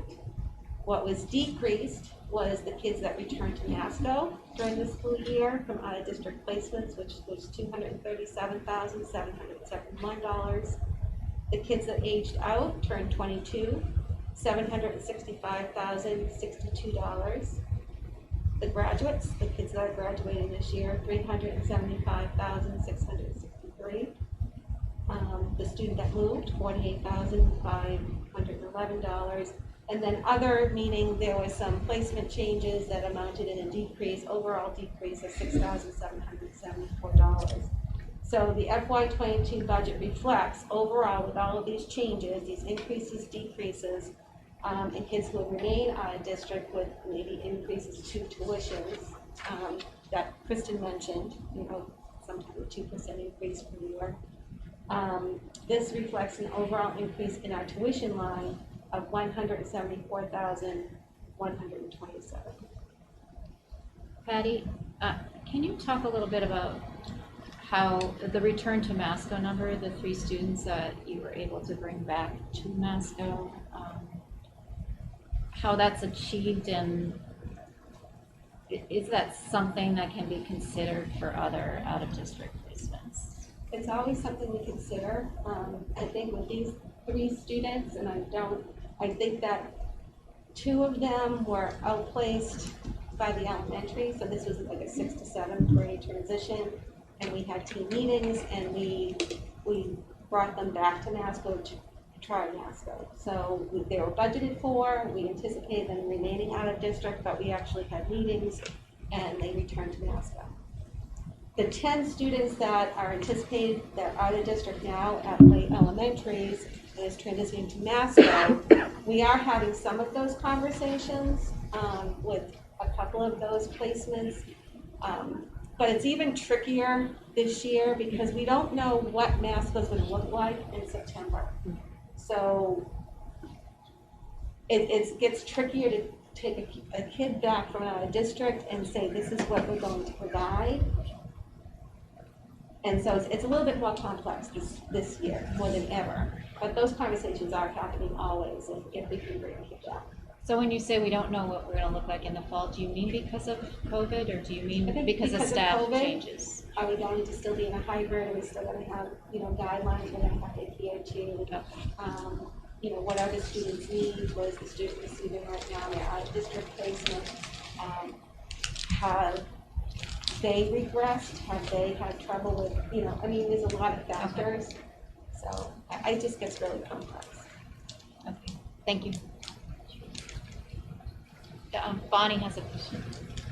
Patty, just a quick, to help my understanding, with these 10 students just coming in this next upcoming year, is this more of like a ridge that then would be a responsibility that's flat, or is this do we see this as a trend that would continue to be increasing?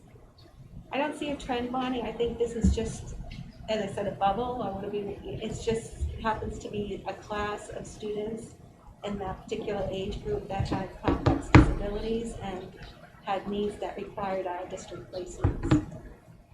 So I don't see it to be a trend at all. I don't. I wouldn't anticipate, and I've been told by Matt LaCava that this is this year. There's not 10 in the 5th grade too? Could we get from Matt kind of a look back at grade 5, current Sure. grade 5, grade Yeah. 4, grade 3? I can get So that we can give the information. committee a sense for what's. Yeah, I can bring that information to the committee. Yeah, and if, these 10 that are coming, over the course of the time that they were at the elementary, have their needs as a group increased, decreased, or stayed the same? So, if they're increasing, well, this 839 that's for this year, maybe $1 million, next year. I mean, it could still happen, but kind of have kind of a trend. Is it safe to say if they've been out of placement since they entered school? Some have. So you said that, okay, so those ones are likely to remain with these higher needs going through the rest of their high school, right? You said not all of them. Correct. And those are the ones you push back. Possibly. Okay. This may be a question. Jeff and I are going to talk about budgeting more generally because I'm new to the committee, but is there an account that, I'm just thinking back to when I was in the Boxford School Committee, we established an account that we used for Matt's budget so that when these spikes hit, we would be able to smooth it out a little bit. Does that already exist here, or is that something you all have talked about? Yeah, so that's that's called the circuit breaker account. Okay, so everybody has to have that. We call Okay. that one of our offsets. Okay, So we'll talk about at the next meeting. Okay. Mike, could you bounce back just to the. I don't want to take up time with something that I Right there. know where. So Terry, at the very top of that. Okay. The second line I'll look at it on down. here because I can't. Yep. I really can't see it. Second line down says less expense You offsets. can see $1.8 million thank you. worth of offsets. Okay, thank you. 1.1 million of that 1.8 million is drawing from that circuit breaker reserve account. Okay. To offset some of the costs that Okay. Patty just talked about. All right, thank you. The real trick though with the circuit breaker is it's always a reimbursement. Yeah. And so it's always Yeah. 1 year behind Yeah. what you spent. It's Okay. a reimbursement of what you spent in the Okay. previous year. So Okay. so so for these 10 students that are coming in, Yeah. we have to lay the money out and then it goes into the circuit breaker calculations and we get a reimbursement on what we've spent. And the reimbursement is not on transportation. No, it's not. I'm wondering now. It's just on tuition. Not currently. They were trying to add the transportation. But as you'll Gotta see call in Senator the Tucker. cherry sheet presentation at the next meeting, that the proposed reimbursement rate for circuit breaker claims is down significantly. In fact, I think it's being proposed to be down 25% across the state. So, which will weigh heavily on the reserve account that we've established. And, you know, without going into too much detail, we could draw down that account to zero in the next 2 or 3 years, just so that we don't put an unnecessary burden on the bottom line, the operating assessment number. Thank you, that helps. Yeah. Thank you. I studied hard. Back to you. Yeah, thanks. And the certified breakers, music was also not a dollar amount, right? No, there's a foundation amount and then there's the. Okay, thank you.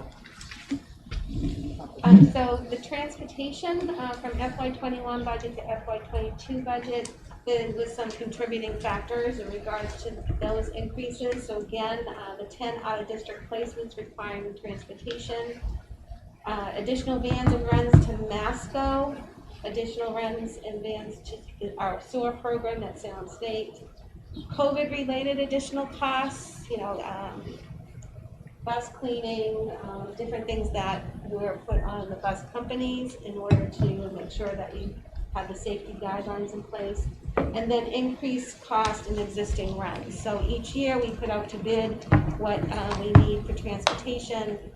We take the lowest bid possible accordingly, but these times the bids have gone up. And I'll just give you an example, going back to the additional runs to Masco. In FY20, a single run was $250 a day. In FY21, it rose to $650 a day. And so we're budgeting, again, for FY22, $650 a day for these runs because we had to add a bus, because of the guidelines of keeping kids separate on the buses, and if there was a monitor on the bus and things like that. So these are the kids that, travel to Masco for programming. The additional vans and runs to the SOAR program in FY20 was $160 a day. It rose to $345 a day in FY21, so therefore we budgeted for FY22 or projecting for $345 a day for that one. So, yes. In the regular transportation budget, Jeff, you're giving us, some things that you weren't considering, and COVID-related costs were not in there for next year. Correct. But they are in this budget. Why the difference? The primary difference from my perspective is the size of the vehicle, right? So if you've got these guidelines, it's easier to manage the guidelines within a 77-person bus versus a 8-seat van. So if you got these guidelines and you have to adhere to these guidelines, which we will always do, it might require 3 buses to do the work of a single bus historically. So do we know why the rates are on those? Like doubling. Yeah, the bids that you put out, I mean, it sounds like they all came back.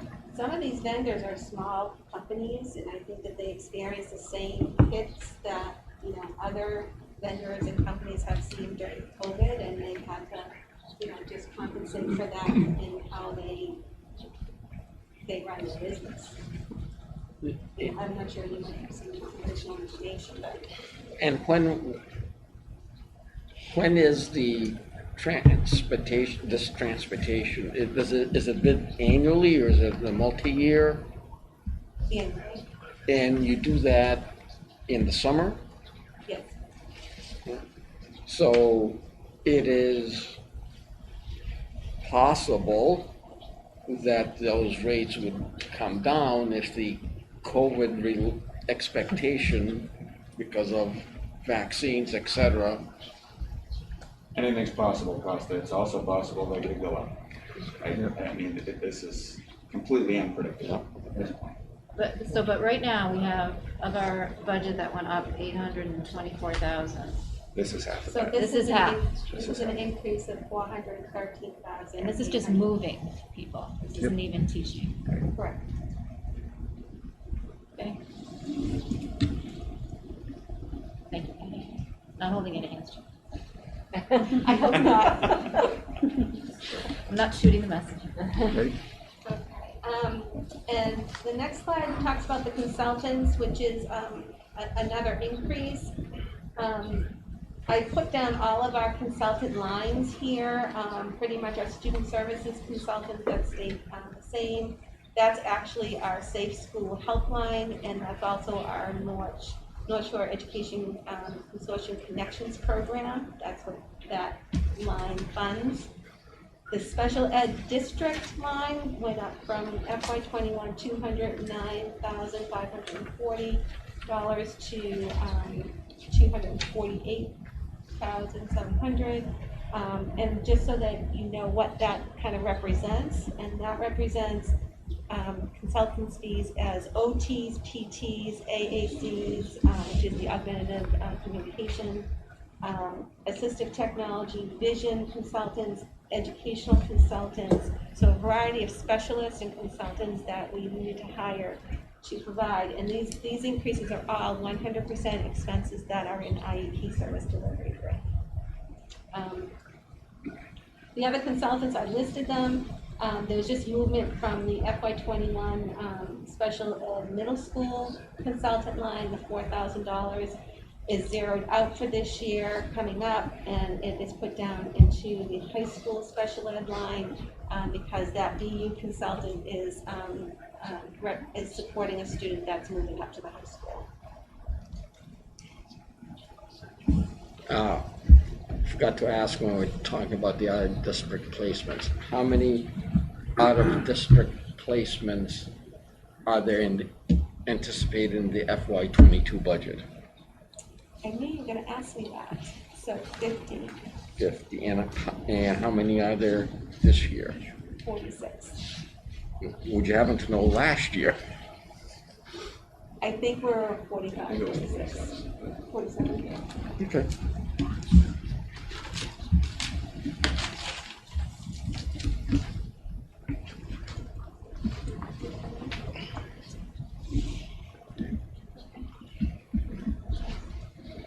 Thank you. Any other questions for Patty? Melissa? We don't, so I'm trying to look at apologize, I was trying to go back a couple slides. We're not anticipating any increased needs in student services for the gen ed population. Is that how I'm reading this last slide? The last slide, Yep. the consultants. Yeah. So student service, the first line is not. Yeah, that line is just for two separate items. It's Okay. we fund the Safe School Helpline through the student services budget, and then we also support our North Shore Consortium Connections Program, which provides us with an additional social worker that provides wraparound services that can go into the home and help support families to connect to outside agencies, kind of a more neutral, objective person that doesn't have a relationship with a school adjustment counselor, and they support that family in other ways out in the community. And so that, and I'm sorry for, I didn't quite hear you. So that's not increasing, and we're not adding anything additional. Okay, so that's a position that would be in the budget regardless of. It has been historically, it's a 10,000, so the North Shore Consortium actually got a grant, I think, from the Tower family to fund, it's, actually, we talked about this morning with the superintendent's group. Smaller districts kind of bought into this, we contribute $10,000 to the cost of the program. And therefore, we have a shared social worker and two social workers actually that are part of the program that are available to us on an as-needed basis to work with students. So we're talking this morning about how we're going to be fully employing those people next year is the expectation. Yeah, and I guess I was trying to anticipate is that cost for that program going to?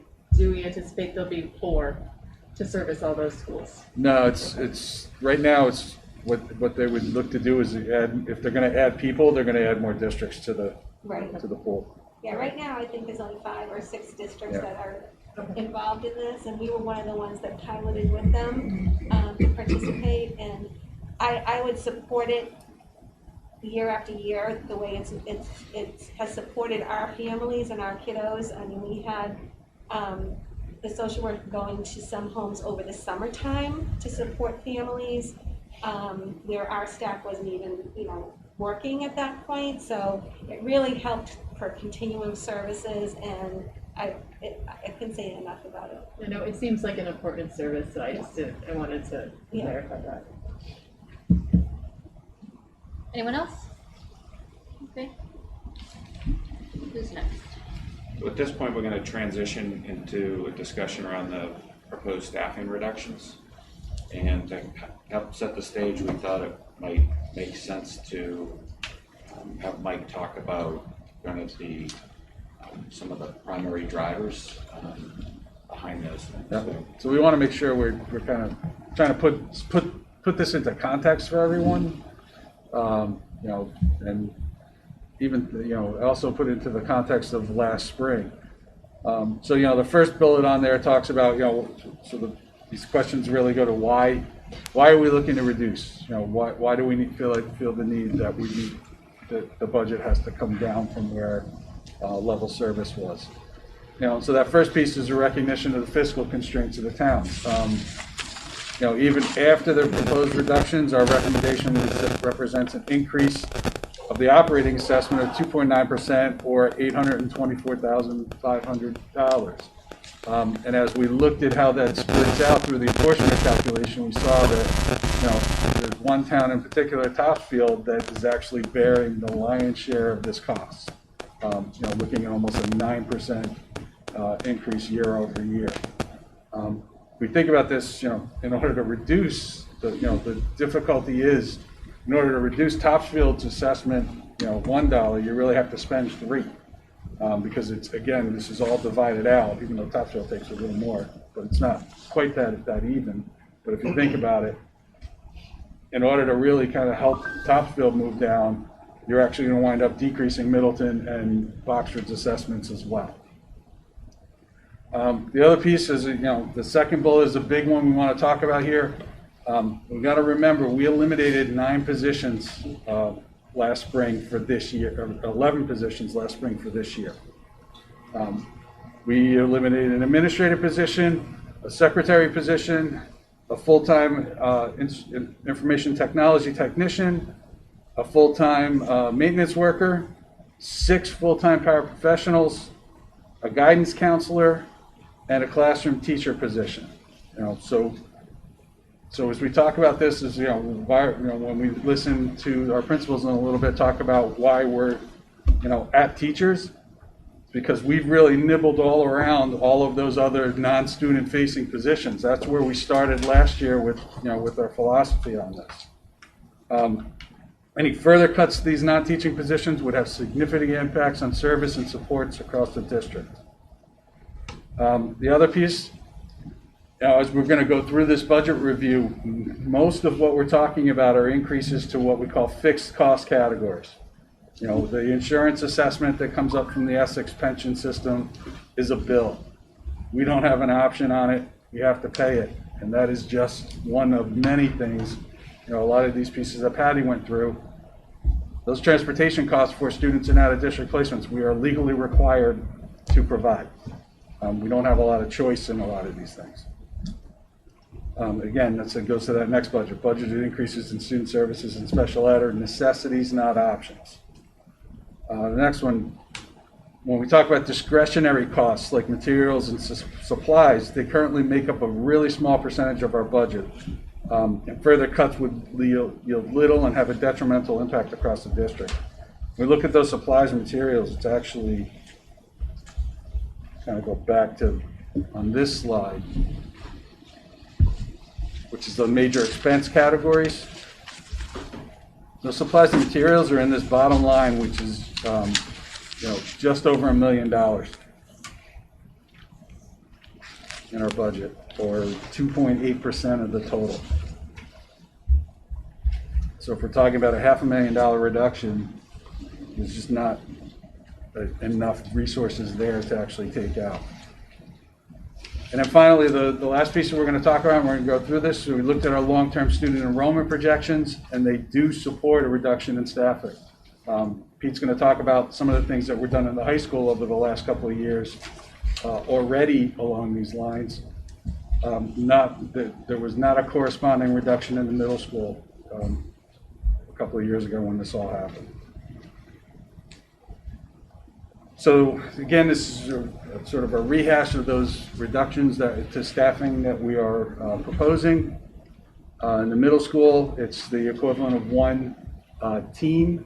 So it's a math, science, social studies, and English position, and a paraprofessional. We're also proposing the reductions of 1.6 FTE performing arts teacher position that's shared between the middle school and the high school. And then in the high school, we're looking at the reduction of a 1.0 art teacher position and the reduction of a 1.0 science teacher position. As you see there, totals netted out unemployment insurance expenses and health insurance expenses, we're looking at a total reduction of $543,163. So I'm going to ask Pete to come on up and kind of take us through some of the rationale for the high school. Yep. Just one clarification. I wanted to ask about the discretionary costs that you said. Can you just, did you play out, in your process, did you play out really what that would look like to cut into the discretionary costs? And we kind of talked about our, what I can't hear. What would the cuts to discretionary costs look like? So what I heard. So did we? She asked if you, when you were building the budget, did you play out what it would look like if you made cuts to that discretionary item? So that last item, just to be clear, isn't just discretionary costs. There's a lot of fixed costs in that bucket as well. Like if you could just bounce back to it. It's that bottom line. That don't necessarily fall into one of the categories above. So I think if my recollection's correct, so discretionary costs, things like materials and supplies, in the high school and middle school only make up about $275,000 to $300,000 of that amount. So as we look specifically at the requests of the department heads that you'll be discussing with them next week, we did look at their requests specifically and made the determination that, not only does it represent not a lot of money, but it wouldn't yield as much. And if we made significant cuts to that pool of costs, we wouldn't leave them with much to work with. So if you think about the high school art department, right, which has a discretionary budget of $50,000, that's not a lot of money for a high-performing art department. And if we were to make a significant reduction to that discretionary budget, we believe that it wasn't worth the potential impact that it would have on the program. Do you have a specific question, or it's a very broad category? Yeah, there's a lot in that. Well, just to follow up, but if we're really talking about that all other line, which totals a little over $1 million, if we tried to get a reduction similar to what we're getting by the reduction in force, it's essentially cutting it in half. Cutting it in half, right? Right. Which, without even knowing the detail, I would be surprised if that didn't have a very, very serious impact on how the school operates. Right.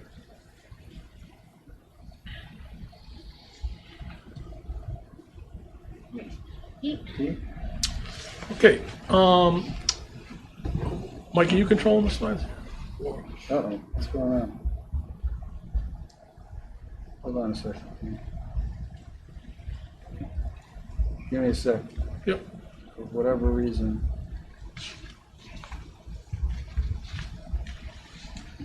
I seem to have lost everything.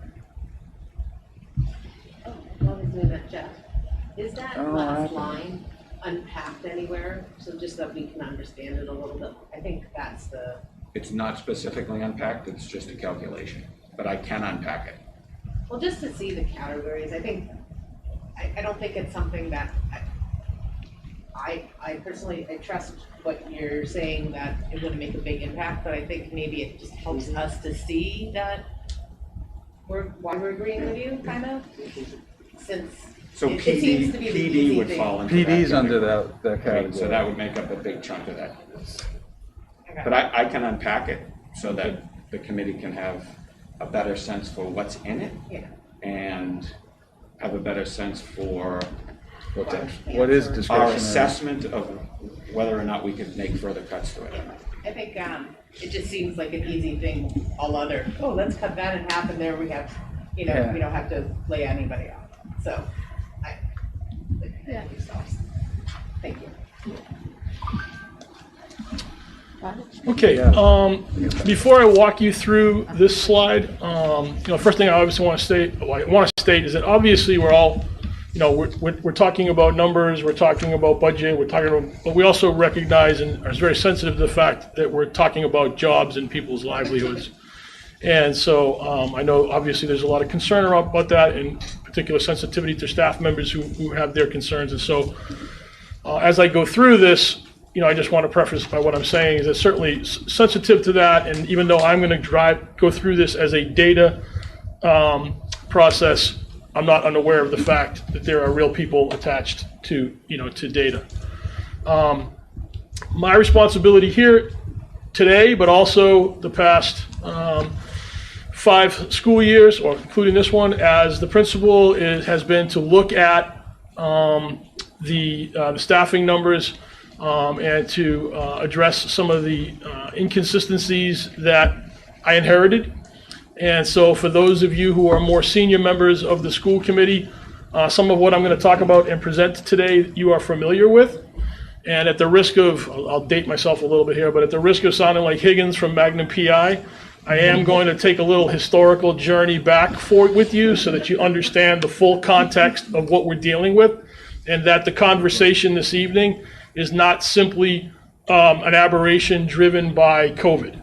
Okay, certainly COVID has been a catalyst or an antagonist in this situation, but we would be having this conversation if COVID did not occur, and we have been having this conversation before we even knew what COVID was. So it's important to frame what this discussion is, and that it has been numerically driven, and it has been part of the dialogue and the conversations that I've had the past 5 years with the department heads and the staff. Quick backdrop: when I first arrived here in 1992 as one of 13 new staff members hired at Masconomet as a history teacher, there were 700 students in the building. The school district had not hired teachers except for a few here and there, and in large part, for those of you who are familiar with Proposition 2.5 and particularly familiar with its impact on education, I'm 55 right now. Proposition 2.5 effectively eliminated people between the ages of 55 and 65 in large numbers.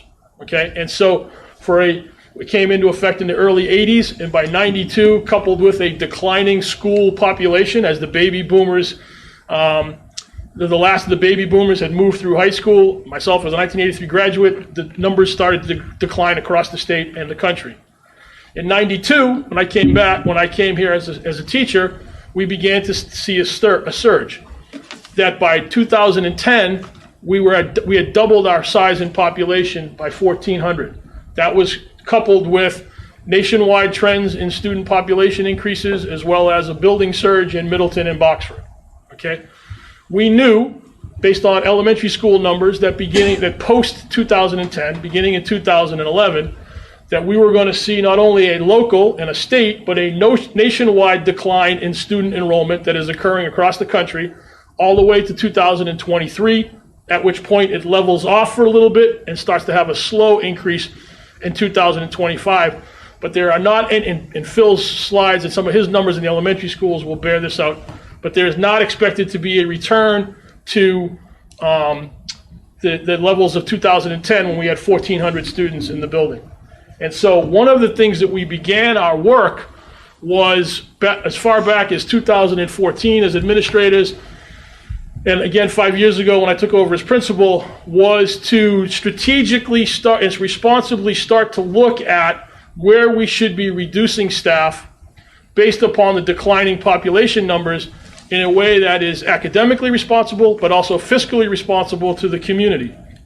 And so since since FY17 through FY19, we have reduced at the high school 9 staff members. If you look at the slide that you have in front of you, you will see that there are corresponding shaded areas indicating when when there was a reduction in force. Now, we had the luxury during that time period to be strategic in our thinking because we were forward thinking in our thought process that we could start to look at when would we be having retirements and start to spread those reductions across. And so as you will see, those reductions have been spread across the core subject areas based upon retirements, and in one instance based upon a reduction in force in the business department due to declining student enrollment numbers. Those declining numbers and that reduction led to a catalyst within the business department to retool what they were doing to drive student numbers and so on and so forth. So there's been like a very strategic approach to this. And you'll see the corresponding color-coded information below that indicates to you why those occurred and when those occurred and how they occurred. We knew that the first wave as the high school beginning in 92, that class that I was a part of, we knew that the high school as far back as the 90s was the first school to turn over. And then the middle school turned over after that. The subsequent middle school retirements came later. So we knew when we began our work back in FY14, looking at where we would have to have natural reductions, that the first place that it was going to occur was in the high school, and that the next place that it was going to occur based upon retirements was going to be in the middle school. So for the past 7 years, the vast majority of the reductions have occurred at the high school level as was planned. The next wave, and I'll let Phil speak to this when he gets up here, but the next wave of looking at reductions was always going to be looked at in the middle schools based upon declining enrollment numbers. I think the most important statistic I think here to highlight for you is if you take a look at FY14 when we had 1,382 students at the high school, we had an average class size of 23. This current year in FY21 with 1,108 students, 280 less than we had just 7 years ago, our average class size is 21. So we have been responsible in that, and if you look down the average class size column, you will see that we have been maintaining class sizes in the 19 to 21 range, and all educational expertise will tell you that classes in the high teens, low 20s to 24 really are vibrant and good educational experiences. We have a school committee policy whereby, unless it's a special circumstances driven by individual education plans or whatnot, that any courses that are under 14 need to gain school committee approval, and any course, and there's a recommendation that no classes exceed 24. Each September I come before you guys to present that.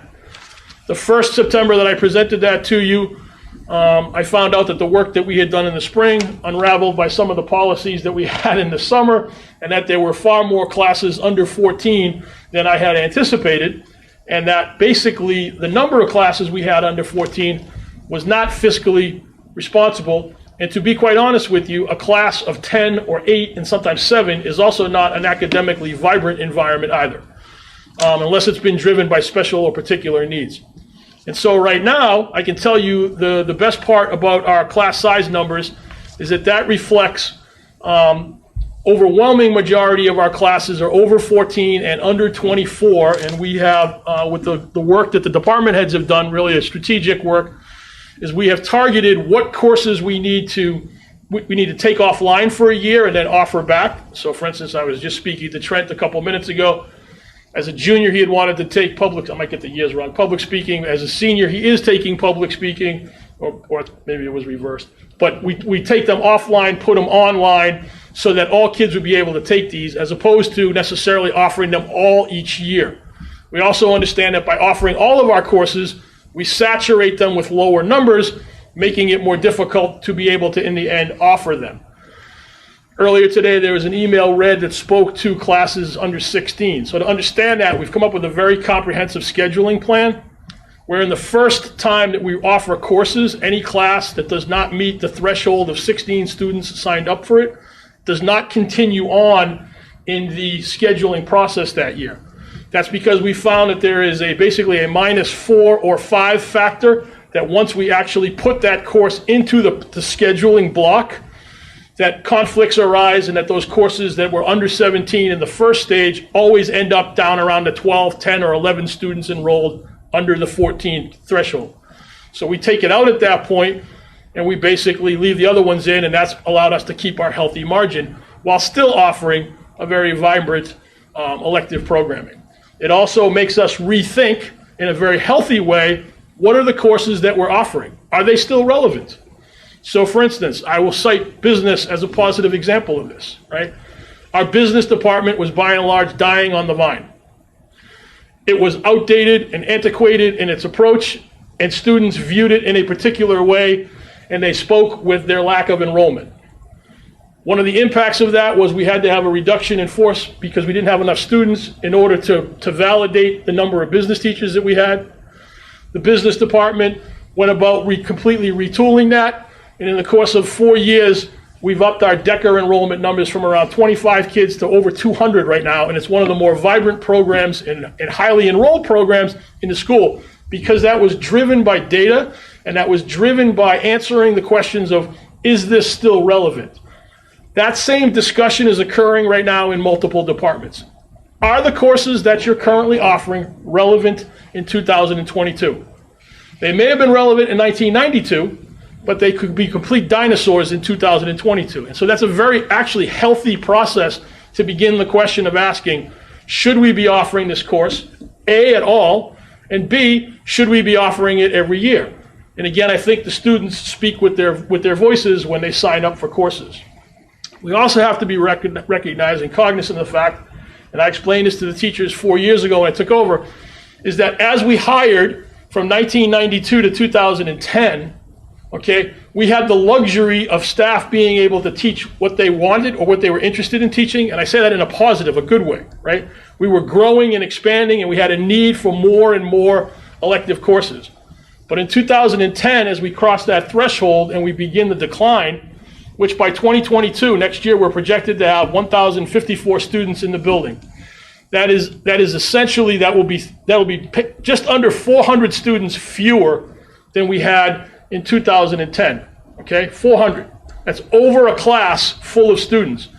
Proportionately, the reduction of the staff matches the reduction of an entire grade of students, okay? And so again, personally, I view the process that we have engaged in as a positive process. Certainly it's difficult, and the preference is to be able to not replace a staff member when retirement calls for it, right? That's the ideal. And so what you see here in the shaded areas on this slide has been a surgical approach to that, okay, where the staff doesn't feel the pain of a reduction or someone's livelihood, obviously understood. But we're at a point where the numbers are driven not by COVID, the population numbers, the numbers are demographic trends that are continuing, okay? And so just as this decline of 400 plus or just under 400 students in the high school, you'll see the same thing that the middle school is encountering, is that their numbers are significantly reduced from what they had previously been, but that the middle school had not experienced the same reductions because we knew that this was the process that we have been engaged in without regards to COVID or without regards to any of that.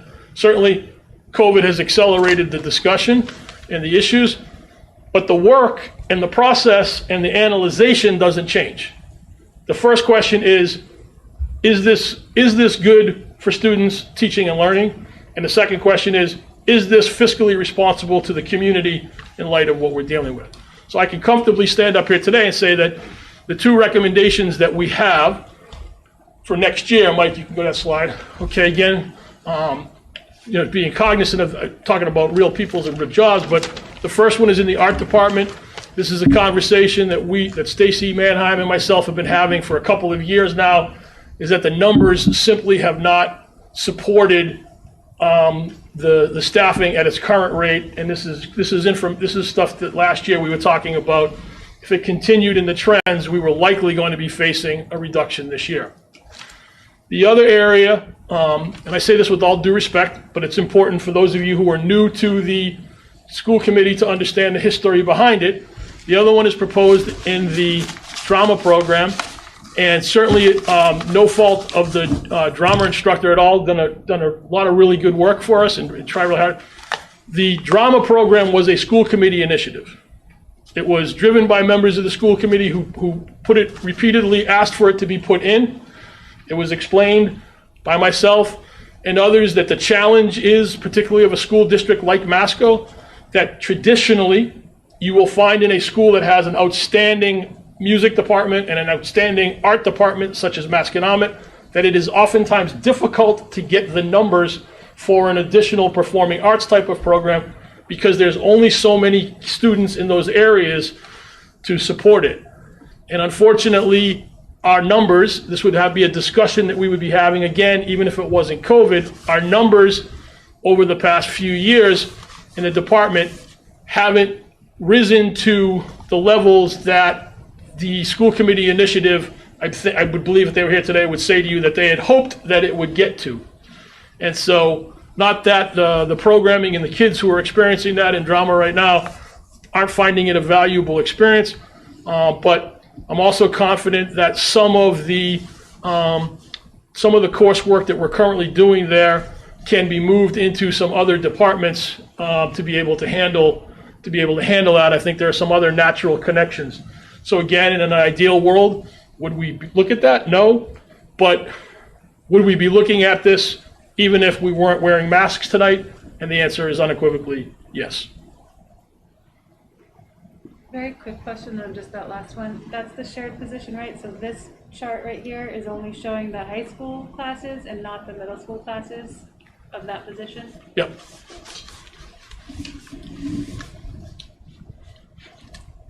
Just a quick question about that position and the relationship between the classes and the music performances, the community performances. How does that tie in? Yeah, how does that tie in? Like, So there, there's also doing both and then creating this performance, because I watched it this weekend and it was amazing. Yeah. And you can just tell that, that there is a lot that goes into that and a lot of learning that happens, and it's such a positive thing for the communities. Yeah, absolutely. So that they're separate, but currently intertwined in a good way. Separate in that there's stipended positions for the fall production and for the winter and the spring production.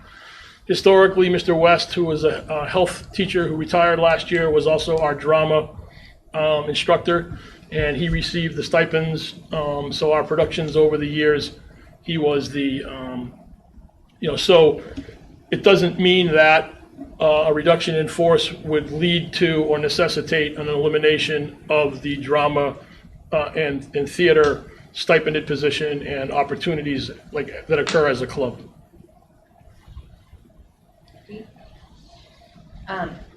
So you have this for the theater going back to FY16. However, we just added that position, I feel like a few years ago, because I was on the committee and I haven't been here since 2016. On the acting there's one. an annotation that says that it was added in 19 at the bottom Position there. Do was you see added in that? 19. Right, it was taught as an overload back in 16. Meaning what? It was an extra class. Mr. West, who was the health teacher, taught. He taught it. Yeah. Taught a sixth. Yeah. And in Okay, so FY19, we added, we added the teacher. right. Okay, and the reason, 0.6. and the reason that there's no acting two is because there hasn't been interest yet in that class, like it hasn't gotten filled. Yeah, the enrollment numbers haven't driven. Driven it. Okay. Yeah.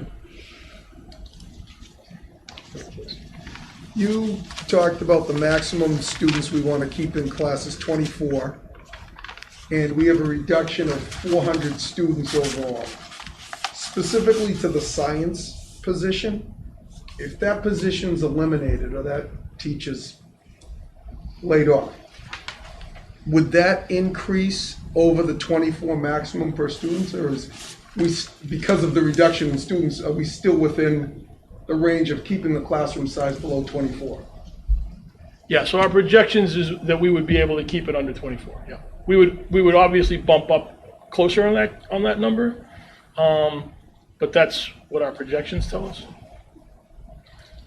There's always, and just to keep it in mind too. So, for instance, the elective courses have a different dynamic in the scheduling process than do core courses, right? So for instance, if Spanish 1 has 200 students enrolled in it, and we have 10 sections of it, basic math, which is about what I'm limited to, it tells us we would have 20 kids per class, right?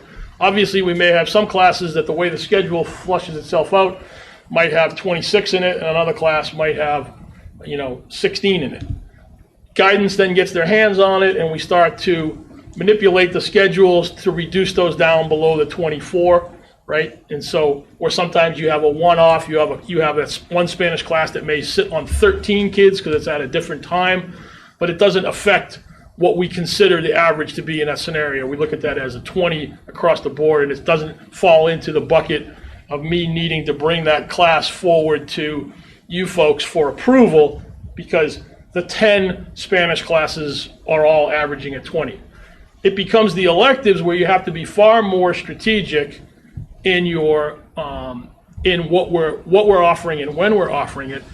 And again, the good work on it is looking at what classes are still maintaining like the same interest. Like what was of interest to kids 10 years ago, the course may no longer be relevant 10 years later and may require that retooling. So it creates a healthy process of looking at what we're offering and what are the students looking at. I will just give you an example, for instance, right? This is a conversation that Ms. Manheim and I are having along with Mr. Yutkins, the photography teacher. Digital photography in 1992, pre-iPhone, is significantly different than digital photography in 2022 when everybody takes a picture of everything, right? So we've been engaged for well over a year now, pre-COVID, in conversations about how do we retool digital photography to more appropriately reflect what is occurring in the world, not only to draw kids' interest, but to also educate them or create a tool in different ways than a conventional darkroom may no longer do. It's not that we would eliminate the darkroom as part of that process, but where that may have dominated 75% of the course in the past, perhaps it's only appropriate to spend 15% of the time on that. And again, that's not my area of expertise. Mr. Yutkins and Ms. Mann do a phenomenal job on that. But that's a healthy process to start to look at. And it's the same part of it with the department heads, right? You could have fewer sections of a core subject course and move your average class size from 16 to 19 or 17 to 21 without affecting the quality of education in that class, while it affords you the opportunity to create other sections in some of your electives. So it's really a process that the schedule that we've created for it, we're beginning the process in this past January. It starts up again, and it's looking at what's going into the program of studies and looking at those numbers. So it is very data-driven, and the data is very informative and informed, and it comes directly. The students are basically speaking based upon what they're signing up for, and then we go back and begin the process of letting the experts in their departments determine, do we keep it, do we retool it, or do we discard it? So just to Can I ask a follow-up on Joe's question? So the reason you don't have a chart like this for the science department, science position, is because that's way too hard to calculate for all the reasons you just said. I just didn't hear the latter part of what you said. That's just not possible to calculate for all the reasons you just said. At this point, yeah. Yeah.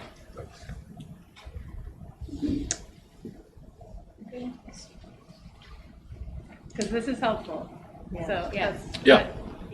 Part of my thinking, like, oh, nice. We Sure. have the one, we have the other, where's the third? So Yeah, understood, yep. explaining all of Yep, just where we're, yeah, exactly. Where we're at in it right now, I don't have it, but we're comfortable in we're comfortable in our numbers that we will not bump up. I mean, we always, listen, every class, every core subject area, we end up with, because of just how way scheduling works, we end up with some classes that exceed 24. But the process we've set up, it's very easy to then manipulate those back down when the guidance counselors go in and do it manually. So that's just, there's certain limitations to the computer. Melissa? I actually just have a silly question, and I don't even know if it was answered, but so in the chart with the shading, so if we're reducing performance art teacher by 0.6, why does the FTEs only go down to 1.7? It's split. split one. It's What's split that? between the middle school and the high school. Oh, okay. So we're eliminating that. That eliminates that program then, or in the middle school? Yeah. And are we going to talk to numbers? You're going to talk to numbers on that, Phil? Thank you. Tasha? Going back to the drama teacher, public speaking, would that be continued to be taught? Yeah, so that's one of the conversations we're having as far as there's a number of places that could get moved into. It could go over into the business department, it could go to the English department. So those are all, there's a lot of places that can get folded into. So it may not end up as its own course, or it may end up as its own course migrated into another department. But that's part of where our conversations are right now. We see the value, obviously, in a public speaking course across all disciplines. Right. It could go anywhere. And the same with like any acting or drama classes, would that be moved into another department? Or are we really losing that gift of that program? Right now, the expectation is that the numbers have not supported the initiative to have a drama program. So there wouldn't be. Yeah, I don't anticipate that we would be offering those acting classes. Yeah, we would have the after-school programming. Yep. Yeah, if I could make a comment on that, is that okay? I wrote down, when you had talked about the data-driven, which is great, and the question, is this still relevant? Which is great, because you want to move with the times.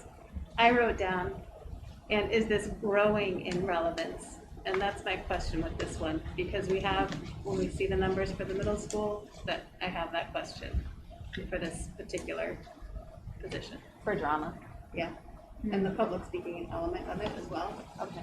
Which is similar to the conversations we had when we added this role, so it'll be interesting to hear what Phil has to say. Bonnie, did you have something before we move on to the middle school? I guess I was still trying to be clear on the number that we're seeing for musical theater. It says acting and musical theater were taught as a combo class. So how many kids, are there 19 kids in a musical theater class? No. That would then, is that what that says? That was for, I think, That's the wrong, it's a different year. different years. In So the footnotes- FY19, they combined acting 1 and musical theater to make one class of 7. In FY21, they combined acting 1 and public speaking to make one class of 12.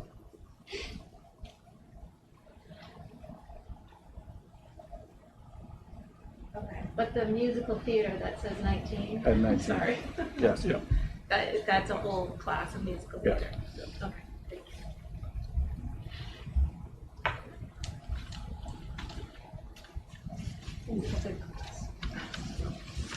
We're done with the questions for the high school, maybe we can, Phil, maybe you can come up and. Yep. With the middle school.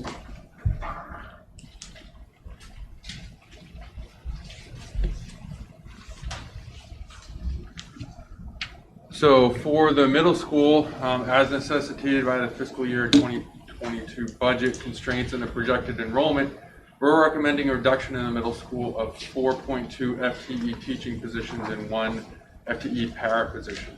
The 4 positions, as you've heard, are one team, or the equivalent of one team. The 0.2 is the drama position, and then the 1.0 para position. So our current enrollment right now for grade 7, which is considered a bubble class, is at 315, grade 8 267. Our total is at 582 students for this year.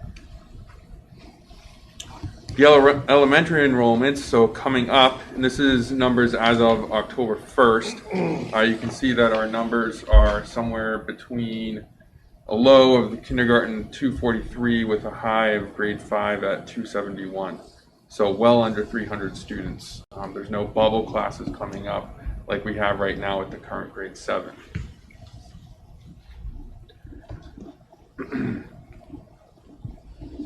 So our average class sizes this year with the 6 teams, 3 per grade. For grade 7 is 21, and for grade 8 it's very low at 17.8.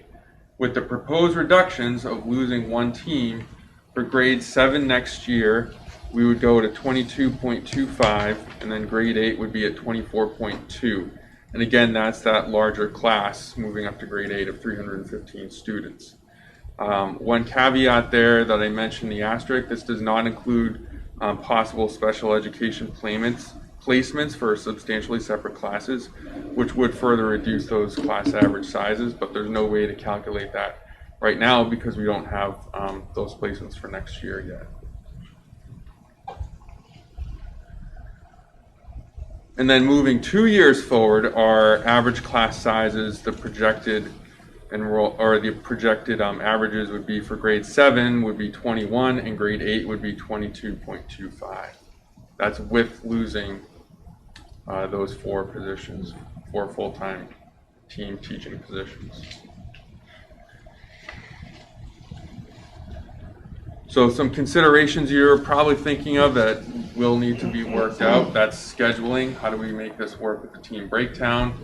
Teaching assignments, exploratory class placements. Exploratory classes are the classes that students take in addition to their core team schedule classes. So for instance, health, art, physical education class, STEM, Geo Lab, those types of classes. And then any types of electives that students would take as well, and what those placements would be. And those are something that the executive leadership team, the leadership team, meaning the department chairs, and I will work on together over the next several months to work out should the committee vote to adopt the recommended budget. So that's how it would affect the middle school overall. So questions? No questions here. Well, why don't we start going around like this? Melissa, do you want to start? Yeah, so my first question, so right now, when the kids come together at Masco, I know it's your first year and it wasn't, but it's a really team building year, and I feel like the teams are sort of make or break an experience, right? So how would that structure stay the same, that team structure? Well, what we probably do, and the way that I based our class average sizes here is we would have a hybrid team or a swing team. So teachers would teach 7th and 8th grade classes as part of that swing team. So you would have a team that's comprised of 7th graders and 8th graders. I mean, something that we really need to look at for next year and getting back to is that team building and community building piece, which we lost this year because of the pandemic. So I think that next year is the perfect opportunity to really look at that, how we can rebuild that, redo it for the middle school to make it, one cohesive community. Rather than by grade? I'm not saying that. I'm just saying it's something we have to reassess and really look at. There's going to be a lot of needs for next year that we have to take a look at, and that's one big piece of it. And I guess my other question is, when we're looking at enrollment, do we know, we can look at trends year over year, but I think that the numbers in here were based on 10/1/20. Mm-hmm. Do we know, like, the number of students that were unenrolled in the elementary schools? Were there any, because When you say unenrolled, what do you mean exactly? were they withdrawn from, I don't know. I don't have any of that data. Okay, this is just who is actually an enrolled student, remote or otherwise, as of 10/1. Enrolled in the Tri-Town School Union as of 10/1. Okay.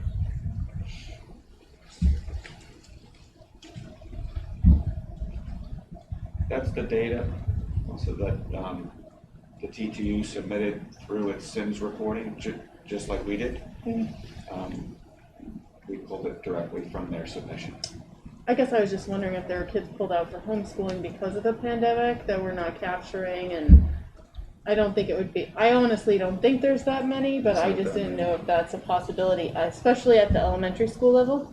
If that were the case, that those adjustments would be reflected in those numbers. Okay.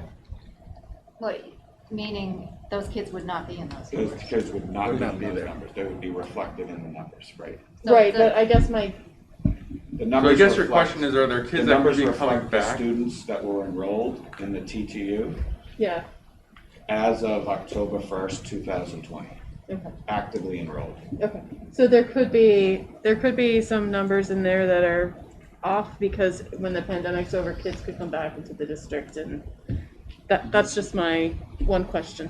Yeah, I think from what I've read, the grade level that has been most impacted by the pandemic is obviously the kindergarten level, right? So I was reading a report yesterday that said that 10/1/2020 to 10/1/2019 represented over 30,000 fewer kindergartners than year over year. So that's where the most dramatic decrease was. And that's because kindergarten's not required. So people chose just to keep their kids home. Yeah, no, I know that, so that's why I'm wondering if, when we're doing enrollments and we're looking at projections, I don't think that the people who pulled their kids out to homeschool or didn't enroll in kindergarten, it's just something to consider when we're holding to those numbers. I like to look at the whole picture and sort of. Does yours relate to what Melissa's asking? Yes. All right, so I'm going to take Costa and then Kristen. Thank you. Getting to what you're asking, from 10/1/19 to 10/1/20, there was a decrease in the class moving forward by 8 to 10 per. So that's the most that you could say is the COVID impact. Yeah. So adding 8 to 10 to the numbers, the 10/1/20 numbers, still, I don't think changes the evaluation that was done for moving forward. That's helpful, thank you. Kristen? So I have a couple, but they're hopefully quick. First of all, you show sort of the current 8th and 7th grade classes, and then you project for next year, but going backwards, so like when this year's 8th grade was 7th grade, have we consistently been in the last few years close to that 270 number in the 7th and 8th grades? Do you recall? I'm not sure. I didn't look back at that. I'm just trying to gauge previously. whether or not the class sizes have been roughly similar over the last several years. Pete would know from the high school class sizes right now, or. I'm sorry, they have been consistently decreasing. Yeah. Other than 1 year. Kristen, at least from what I remember, they were closer to 300, Yeah. and they've been going down. Okay. Costa has it Yes. quicker than. I should have asked Constance. Yeah, from Costa has them, I'm sure. The teams were built on this assumption of a 300 students per grade. Exactly. Yeah, and there was 10/1/13 670 in the middle school, and this year 10/1/20 I think it was 578. or 578. Yeah. All right. I was just looking for a couple years, but Sure. my bigger question is, so as we see this increase in class size, and this is average, right? So it's not necessarily every class is going to only go up by 1 or 2 students. Some Right. could be going up by considerably more. I'm wondering what, with the reduction in staff, we're going to see as an overall caseload. I'm calling it a caseload for students, but for any given teacher. So for example, a teacher who typically teaches in one team, they're going to have, based on that class size of either, 21 or 18 right now in the 8th grade, they have a certain amount of students that they service. So when we reduce the staff, and however you manage to figure out how to work that out, how many additional students does that put on any given teacher's daily total? So are they're not going up by 2, they're going up by what, so 10 or 12 or you sometimes can work 15? out, if you work the math out backwards, so considering that class of 267 students, and if I'm talking about a swing team, it gets a little bit more complicated to explain it, but you're talking about 2.4 teams in the 7th grade and 2.6 in the 8th grade, so that you can't divide it equally because teachers teach 5 classes. So if you did, you'd have to do the math backwards from there, which I can't do in my head, but you do 267 divided by 2.4, that gives you a quote total team size. Then you would divide that by 5, and that gives you the total number of kids that you have in each class. So basically, I guess kind of working it through in my head now, if you 22.5 average class size, say for example 21, 22 there, times 5, you're talking about 110 students that the teacher would have. Okay, so I guess let's get more to my point rather than what I'm trying to ask for data-wise. Okay. I am concerned about adding additional students onto each teacher, particularly when I'm going to extrapolate roughly 15 to 17% of any of those students are going to be special ed students. So now we're asking teachers to have more students who need more resources and more attention. We're making our class sizes bigger, and we're coming off a year plus of challenged learning environments for many, many of our students, not only our most struggling. So when I look at increased class size, what that says to me is my teacher has less time to dedicate to each of the students in the class. And so if they not only have larger class sizes, they also have a larger workload when they are not in the classroom because they're also working on things for those students. So I understand what you're doing. I'm a little skeptical. My other question goes to the feasibility study that we did at the beginning of this current school year. Did that feasibility study indicate, and I'm a pessimist, so I'm going to say we would very much like to be in person in August or September when we start school. That is largely dependent on appropriate distribution and usage of a vaccine, which we don't know that everyone will buy in, so we don't know what our constraints may look like. Does our feasibility study indicate that we could, with increased class sizes, put students in classrooms with some degree of social distancing measures in place? Because I'm going to assume that we're going to still need some degree of social distancing. And I don't know what... No, you can't accommodate the class sizes we have now or the class sizes you have with the reductions to have any type of social distancing. 3 feet, or is that only at 6? I know when we did the tour... 3 feet or 6 feet. Okay. Thank you. You'd still be in a hybrid model with any kind of social distancing next year. Okay, thanks. Thanks, Kristen. All right, I'm gonna come over. All right, I'll start on with Bonnie and then go this way. All right, I'm not sure if I'm gonna ask all my questions in a chunk, but one thing, just going back to the numbers, for next year, I know like we could talk about the trends, but for this year to next year, it looks to me like we have the exact same number of total students in the middle school. From this year to next year? Yeah. Yes, you're correct. Go ahead, I have other questions. Really? You're gonna stop there? I kind of lead on. I have that one too. All right, okay, you can process it. We will come back to that. So I have 2. And I feel like, so leading on what or following on what Bonnie says, I know that we need to make a reduction this year, and I know that that's like that. I understand that the economic ramifications, but it almost seems like we need to graduate our current 7th graders into high school before doing this. Because I'm just very concerned about, you know, you said 15%. Like typically, special ed is going to be closer to 20, right? Yeah. And that's on a normal average year. I'm just so concerned about adding any stress to the teachers for what they're going to, who knows what is going to be entering our school in September. So that's a comment that if I could put off, not that I ever want to risk anybody, but if we were going to do that, if we could get the 7th graders out of there, it seems like it might be a little bit more feasible. That's my comment. My question is, I don't understand this swing team and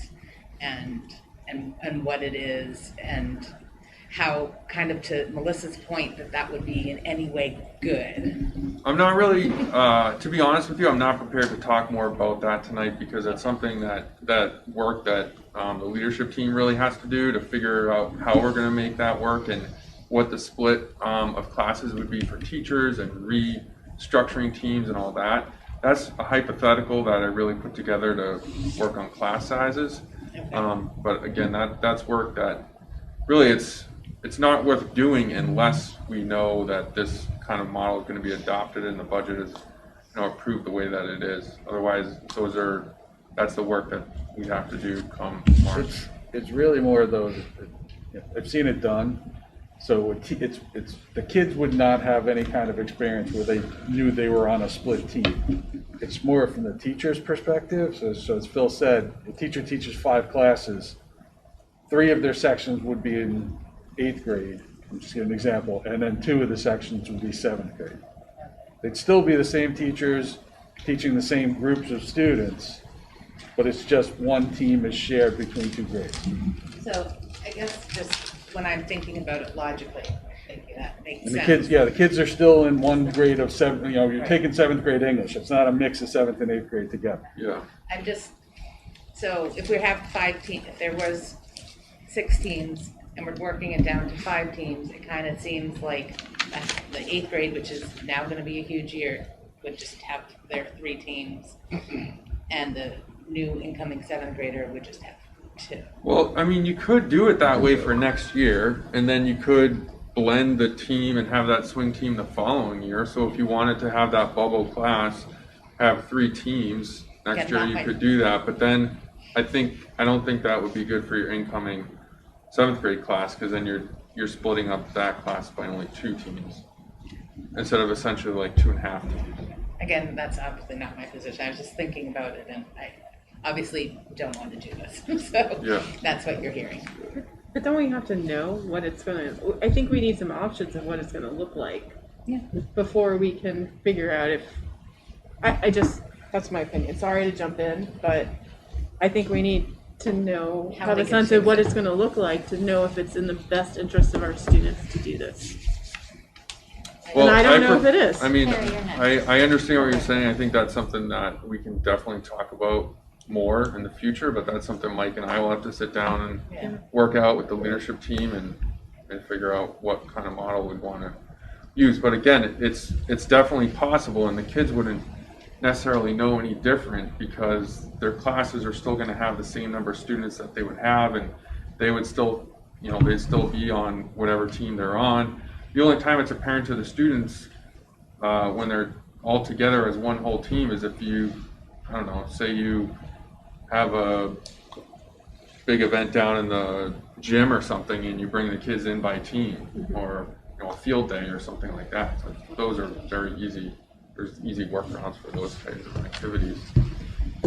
Yes, Bonnie. This was not one of my other questions I was getting to, but just along those lines, how does that affect the teachers on the team? Like, how doesn't it seem hard for the teachers to be able to collaborate and work as a team from the teacher perspective if they're on that swing team? Like, Well, meeting with their that's something that I'd have to work out with the leadership team, but we do have built-in PLC time to the schedule, and we have to, make sure that they have time to be able to collaborate and meet regarding both grades that they work with.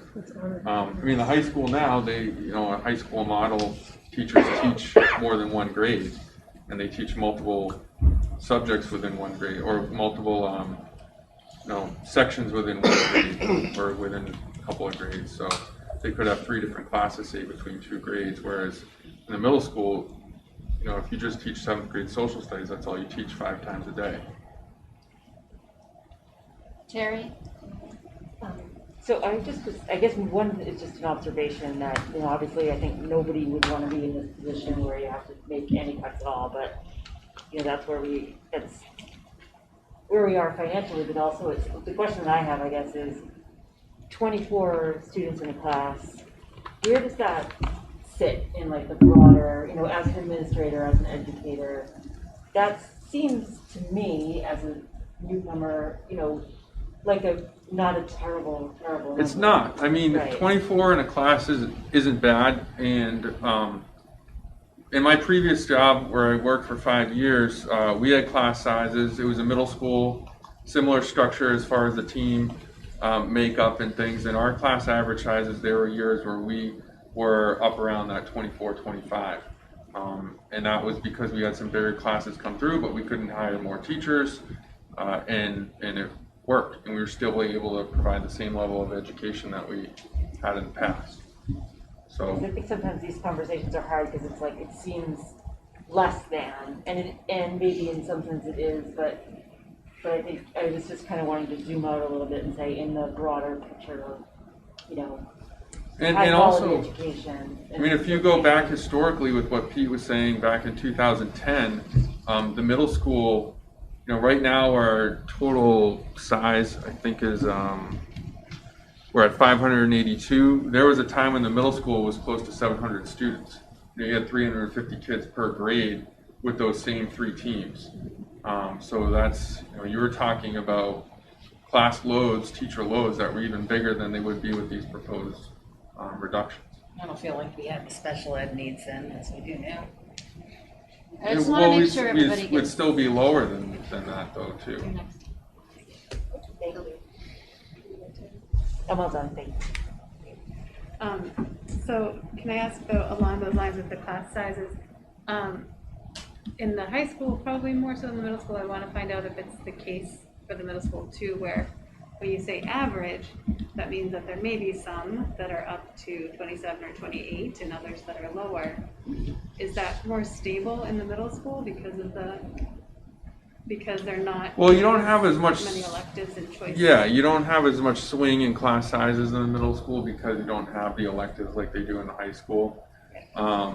So that's true. And again, my class sizes are a little bit higher, I think, my averages, than they would be because we're not taking into account any kind of special education placement with our sub-separate classes. And in the middle school, we do have quite a few of those. Patty could talk more about that, but we have our LRC program, we have our LC program, and we have some other specialized classes where kids do receive pull-out services, so that definitely reduces your class sizes with those as well. And just to clarify my understanding with this, if possible, swing team, so does that mean that 7th and 8th both would have 2 large teams and 1 little team? Well, that right? Yeah, yes, essentially Okay. yes. So is that what you meant when you said if they come together for a pep rally, you're Yes. gonna have red and white, and then blue is gonna be over here, little. Yeah, but again, that's something we'd have to figure out a workaround for. Okay.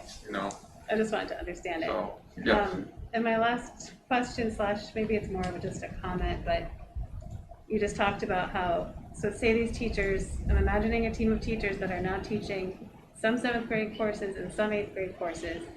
They're still a team, they can still have PLCs among themselves. Yes. But one of the beautiful things about the middle school, I love how the high school has choices, but where the middle school is still in a track where the kids are all taking the same courses.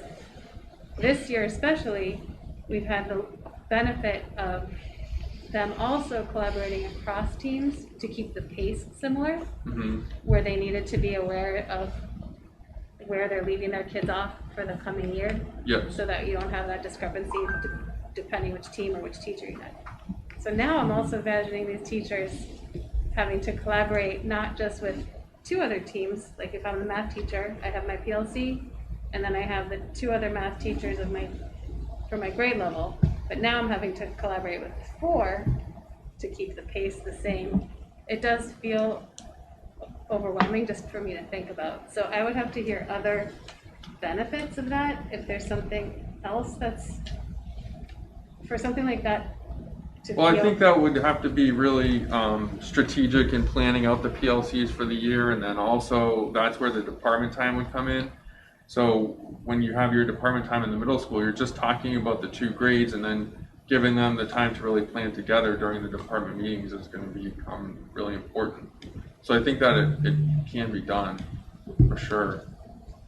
Is there any, well, and then maybe later, but just when you guys do, if you're talking about fleshing this out more, I'm just, I don't love it, so I'm trying to see if I'm trying to give it the benefit of the doubt and trying to see if there's something else there that's positive, like where I've seen lower grades where they put 2 grade levels together intentionally for different reasons, like have a, grade 1 and 2 together. If there's other things that are beneficial, that are almost experimental about the swing team, is what I'd be curious to hear. But you don't have to get into that now, because it sounds like there's. I mean, this It's is not. It's a problem with any middle school anywhere when you don't have the neat cookie cutter 100 students per team per grade. Yeah. So Hamilton Wenham's been doing it for years because they just have 150 students per grade. And so there's no other way to do it. It's not 2 teams, it's too big for 1 and it's too small for 2. So they have a swing team that does, I think it's 7th and 8th grade, but they have 6th grade in that school too. But it's just the function of the numbers that, once you get up over 125 students per team, you have to do something else, and it doesn't necessarily, justify a whole another team for 20 students. Well, and I can tell you what we did in Marblehead, and when we did have the luxury of a couple extra teachers and we had a really big team, we had a team and a half. So we had 2 extra teachers, 1 taught math, science, 1 taught social studies and English, and that's how we worked it out. But I'll tell you, that was kind of a staffing nightmare because to find a teacher who was certified in math and science and could teach it, and then one that could do social studies and English, was pretty tough. And we kind of made it work for a couple years, but that it didn't last. So there are ways to do it, but I think this way, in the way that we would be able to set it up here, and teachers teaching 2 grades would really work out the best for the school and for the students. And they would be working in their 1 subject area. You wouldn't be talking about teachers who are teaching math and science or more than 1 subject area. Now that I'm listening to this, and I did know this was coming because I am one of the ones that's been on this committee for a longer period of time, not that long. So I know we're coming to this point, and I can see this for FY23, but to Bonnie's pointing out that next year we have the same number of kids in the middle school that we have this year, it almost seems like a year too soon, and I'd almost be willing to do it, except for the thing that's gnawing at me is the kids having had a year and a quarter in pandemic mode, and it just seems to me, I'm putting the financial pressure off to the side for a second, but it almost seems like a year too soon. I feel like it sounds like we can definitely get to the 2.5 team model. I get it, it's not what we're used to, and the pep rallies might be different, but ultimately it comes down to the class size and the kids and their teachers. And I think it works in 2.5 teams, but I am concerned about doing it next year. That's my preliminary thought. I mean, I think we all agree that none of us want to make any of these reductions. They are tied to real positions and livelihoods, as Pete was saying earlier, and it's not ideal. However, given the fiscal responsibility that we have to our member towns and the budget constraints and the pressure that we're feeling as school administrators for Masco, with seeing the enrollments coming up, hence the reason that we're proposing this now. And I have to say, we as school committee members need to appreciate that you guys have taken that into consideration and shown us what it will look like. I mean, that's part of this painful process. So we're just deliberating. That's the purpose of these discussions. And we're shooting questions at you, but Yeah. we're not like, it's not against you, please. Yeah. Sure, I understand You're that. just there and we're firing at you. Well, you know, taking on the principal job this year, I wanted to come in during a pandemic. I wanted to have a productive Goals, person right? in front of the firing squad here of the school committee. So, Hey, but you double masked. that's right. Bulletproof. Bill, go ahead. Yes, quickly, 1.1 request. As you were going through this presentation and when you got to page 22, where you show the average class sizes for 22 and 23. Yep. It jumped off the page to me that there's no question that for that year, we need to make this change. And it seems like it might be a year early.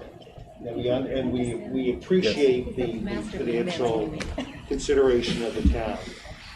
So I guess my request would be, I would love to see, I think it's the numbers on page 4, where the assessment by town, how that would be different if we didn't do it for next year's budget. This one. So, Well, we'd have to do obviously the slide before that first, right? So. Yeah. We'd have to do this again. 2.9% increase would go to 4.25%. Mm-hmm. Right? And then. Okay. I That's mean, but I just just think we it need would the be numbers. really helpful to us, and I'm hopeful that it's not, a whole lot of extra work, but it would be great to see what these numbers look like if we didn't do it next year. Okay, Costa. I have the answer to Bill's question. 14% for Topsfield, 10% for Middleton, 5.5% for Boxford. What was it for Middleton? 10.1. 10%. But it's only That seems $500,000. No, I'll run the numbers. I added, It won't take long, though. I'm happy to do it. I mean, Are those Costa, you numbers really are a with the reliable middle source, school so I don't. I added 543 Okay, I'm not. to 36. That's not what he asked for, though. He just asked for the team, He just asked for the team. which is. So it's just the I- four I'll- middle Right, school so teachers? it's, We'll have 2 scenarios the next meeting. All right, Okay, okay. thank you. You're welcome. I'm going My with hands are down. 10 or 11%. I thought it'd be 14. All right. Who up? Bonnie. So tying to what a lot of people have said, I do think we're all understanding that it's hard working from a lack of a plan. We can be thinking more long-term on what is going to be really good for Masco and have our decisions always based on that goal. With a plan in place, it's ideal. And I'm wondering, Phil, if you can speak to the question of either data or information or anecdotal evidence about what loss of learning, loss of social emotional skills, loss of organizational skills, loss of do you have a sense of really what it's going to take for these kids coming into the middle school or dealing, the kids who are 5th graders when the pandemic hit, the kids who are 6th. Well, I mean, it's going to take a combination of all those factors, social emotional learning and making up for the content gaps that they're going to have from missing portions of school last spring and just not covering as much content. It's just going to be a full school effort on the part of all educators around the country and around the state to be able to make up for that. I mean, it's going to take a lot of work by all of us, but I don't know specifically that I can speak to that right now as far as what it would entail. I mean, we're still in the middle of the pandemic. We don't even have the benefit of looking back to see where the gaps are yet. Yeah, I know. I just, sometimes when you ask that question, people can share examples or, say it, so I just figured I'd put it out there. I mean, I think there'll be a big focus for us on the SEL piece, really. I think that's where we're going to need to do a lot of work after we're through this. But I mean, the single biggest factor determining student success in class is the quality of the teaching that's in the class, not necessarily the class size. When you're talking anything under like mid-20s and under, it's the quality of the teaching in the classroom that's determining student success and student outcomes. So there's not a lot of difference between a class of 21 and a class of 25 students that you're going to see in the performance. Yeah, most of the research that's out there on class size starts talking about 30, because they use California as their study subject, and 30 is the number on the West Coast. But really, there's not a huge difference that really comes out in the research between the mid-20s and 17. But isn't it about the relationship with the teacher? Sorry. Yeah, but it's a relationship with the teacher. It is a relationship with the teacher, but it's also the interaction of the learners in the room. Sorry, I have a lot of questions and I apologize. I mean, it's true. It's Mike and I read the same research. So the research that we have that we're looking at today has never dealt with kids in a pandemic, right? Because we can't go back 100 years. Absolutely right. So when I see it this way, if we're adding students to a teacher's load, we have stressed out teachers who have been stressed out because they've been trying to learn to teach in a way that's not normal. And then we have stressed out students who are trying to learn in a way that's not normal. And then we increase classroom size by and I think it's to 24 students. I think that's going to have a huge impact on the stress levels of everyone involved. And I'm really worried about our kids because we don't know what the impacts are going to be. So unless, I think it was, I don't know if it was Silly who said that, if you can give me some wonderful benefits of doing this right now today, I'm really concerned that it's going to, the school committee policy of having no more than 24 students in a class is there for a reason. And I just think adding a pandemic onto that, we have at some point we have to say we need to do what's best for our students, and maybe we have to go back to our member towns and say this is what it's going to be because this is what's best for our students now, and as school committee members, that's what we're here for. Good. Our administrators tried. This is something that I've felt this in years past, several years ago. Basically, what we're adding in special education services and transportation, which is just a throwaway cost.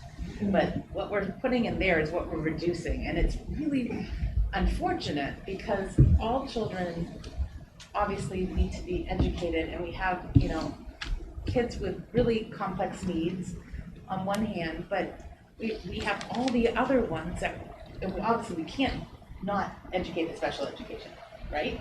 But it's just, I feel really bad because of that increase that we're taking a chunk out from the rest of the students with us. And that's, I don't know whether it's a PC way to look at it or not, but I know that our increase is almost 500,000 and our teachers' costs taking them out is the same, so. And thank you for making that point, Tasha, because that's been happening for years. Yeah. And at the trajectory it's going, right, it's going to continue to happen. And it's just and like you said, it's an unavoidable, we're not saying we're not going to do special ed, and we can't even. So it is always the regular ed that gets the hammer. Yeah, And that's not fair. I know, but it's also national, like that's yeah. everywhere. And Well- that's, I mean, I know that in the past, Patty's group has done good work Bringing them back. We've invested in resources and teachers to get them back, and it pays off. And our towns understood when we did that. So we're working on our end, but ultimately it's more help from somewhere besides like people living in Boxford, Yeah. Middleton, and Topsfield. To be the federal government investing in. Right, but that is why, I mean, that's part of, if we do decide that as a school committee that we're not ready to do this year, when we go back to our communities and talk to them about the increase, it's got to include that. That has to be part of the discussion. It's not just this. Thank you. No, that's your point. Well, no, I'm but just- I feel, I'm women's feeling planning. bad for saying it, so I appreciate that. I think it is part of the bigger story. And the part with the increase that's ridiculous is that so much of it is transportation. You know, it's not even educating kids. I it's know. getting them. That is, almost seems criminal to me. Yeah. That word. Sorry, but it does, it seems that way. I say it. You know, in my own business, I'm charging half. Okay. Anyone, for tonight, does anyone have any other questions for Phil? Thank you so much, Phil. Thank you. Thank Okay, you. you're welcome. He stuck his hand up.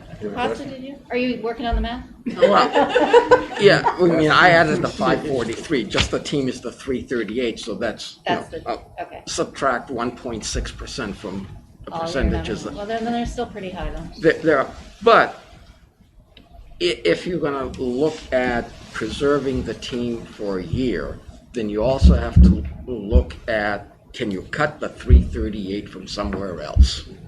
Well, you should, it's not like you have to. No, but that's another place to, yes.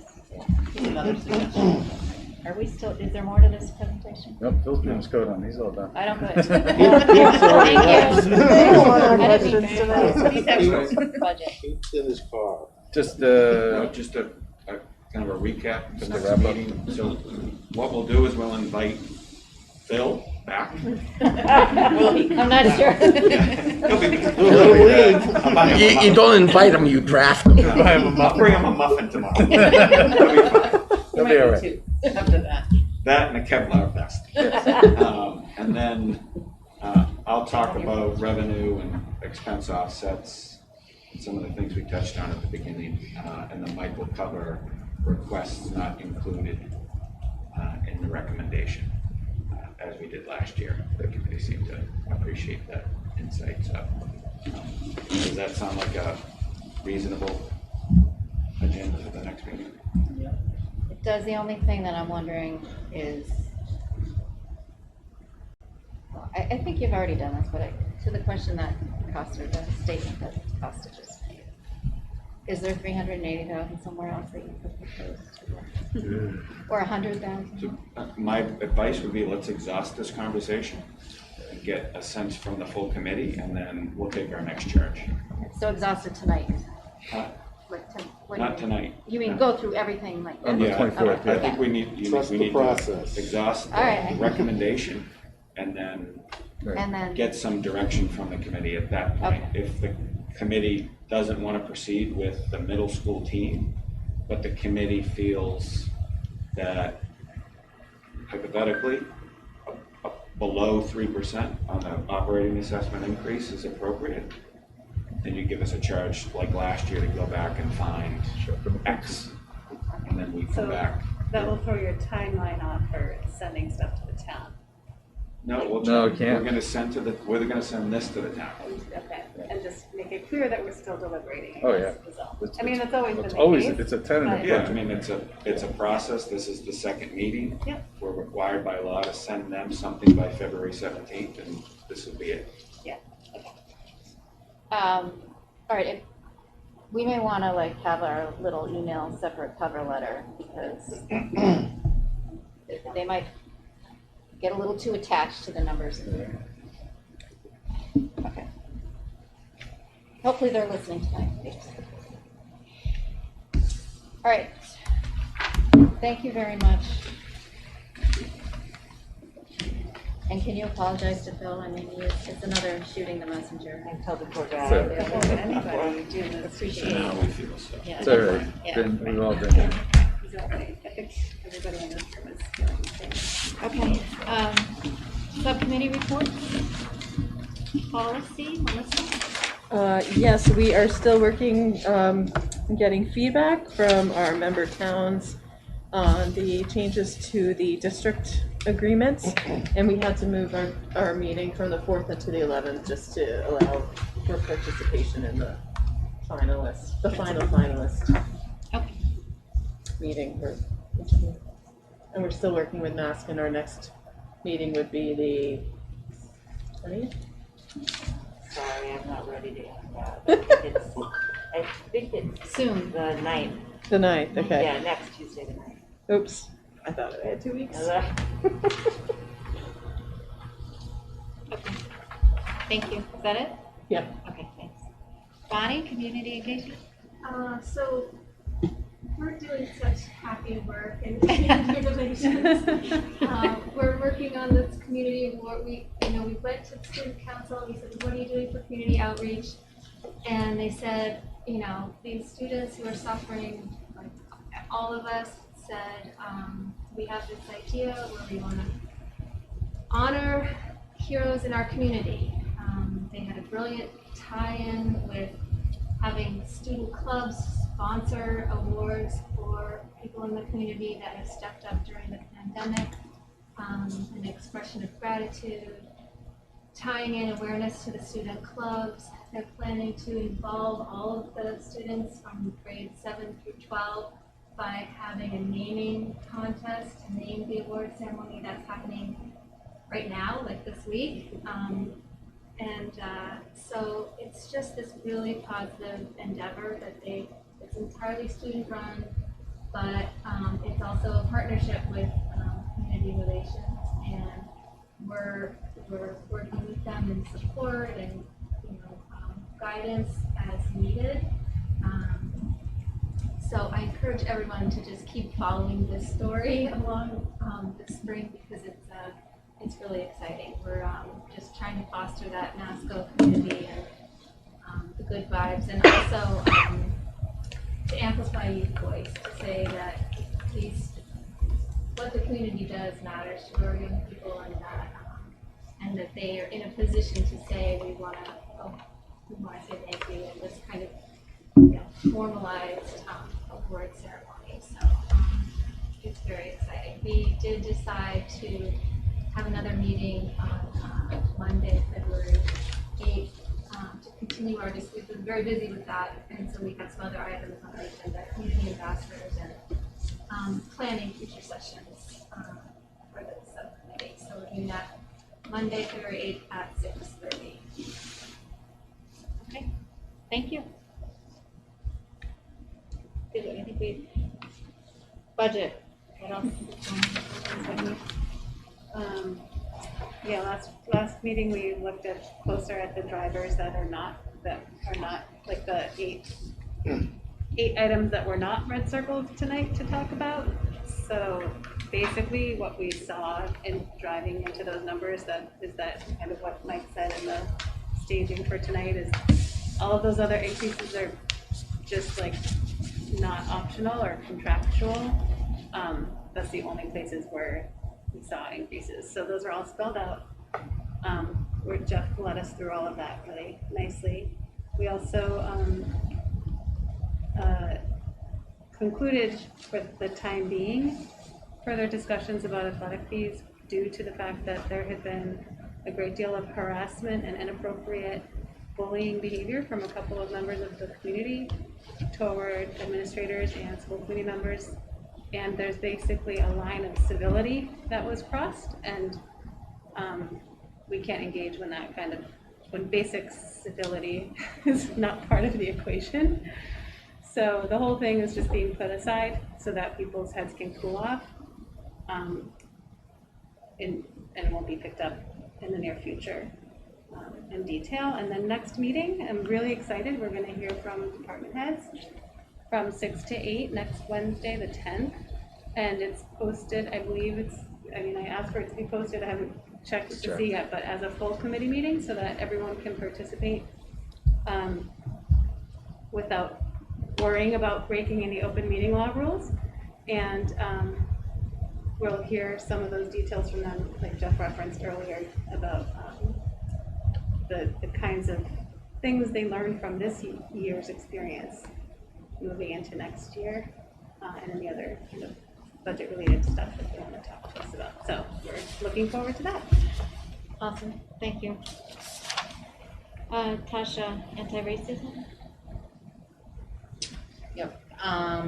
We met last Sunday and we talked.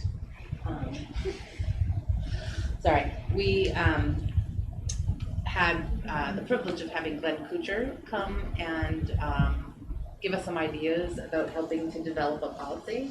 He actually just sent one from another school district to look at, but gave us ideas kind of to do more research into it on a listserv and all that, and he's now searching for us as well. Like, it doesn't seem like there's really what we want out there, but it doesn't seem unfeasible that we can get pieces from other people.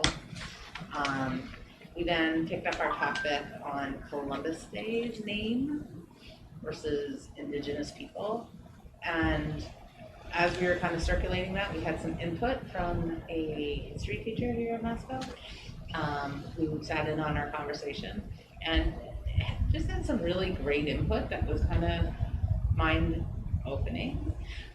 Not as to do it or to change it or not change it, but to kind of just think about why and the purpose of the change. And so the discussion of making it more of a project for the students was suggested. And it is like it seems like they are discussing that in classes all the time. So we're gonna kind of pick up that conversation. We're not meeting this coming Monday, taking a breather and putting it up.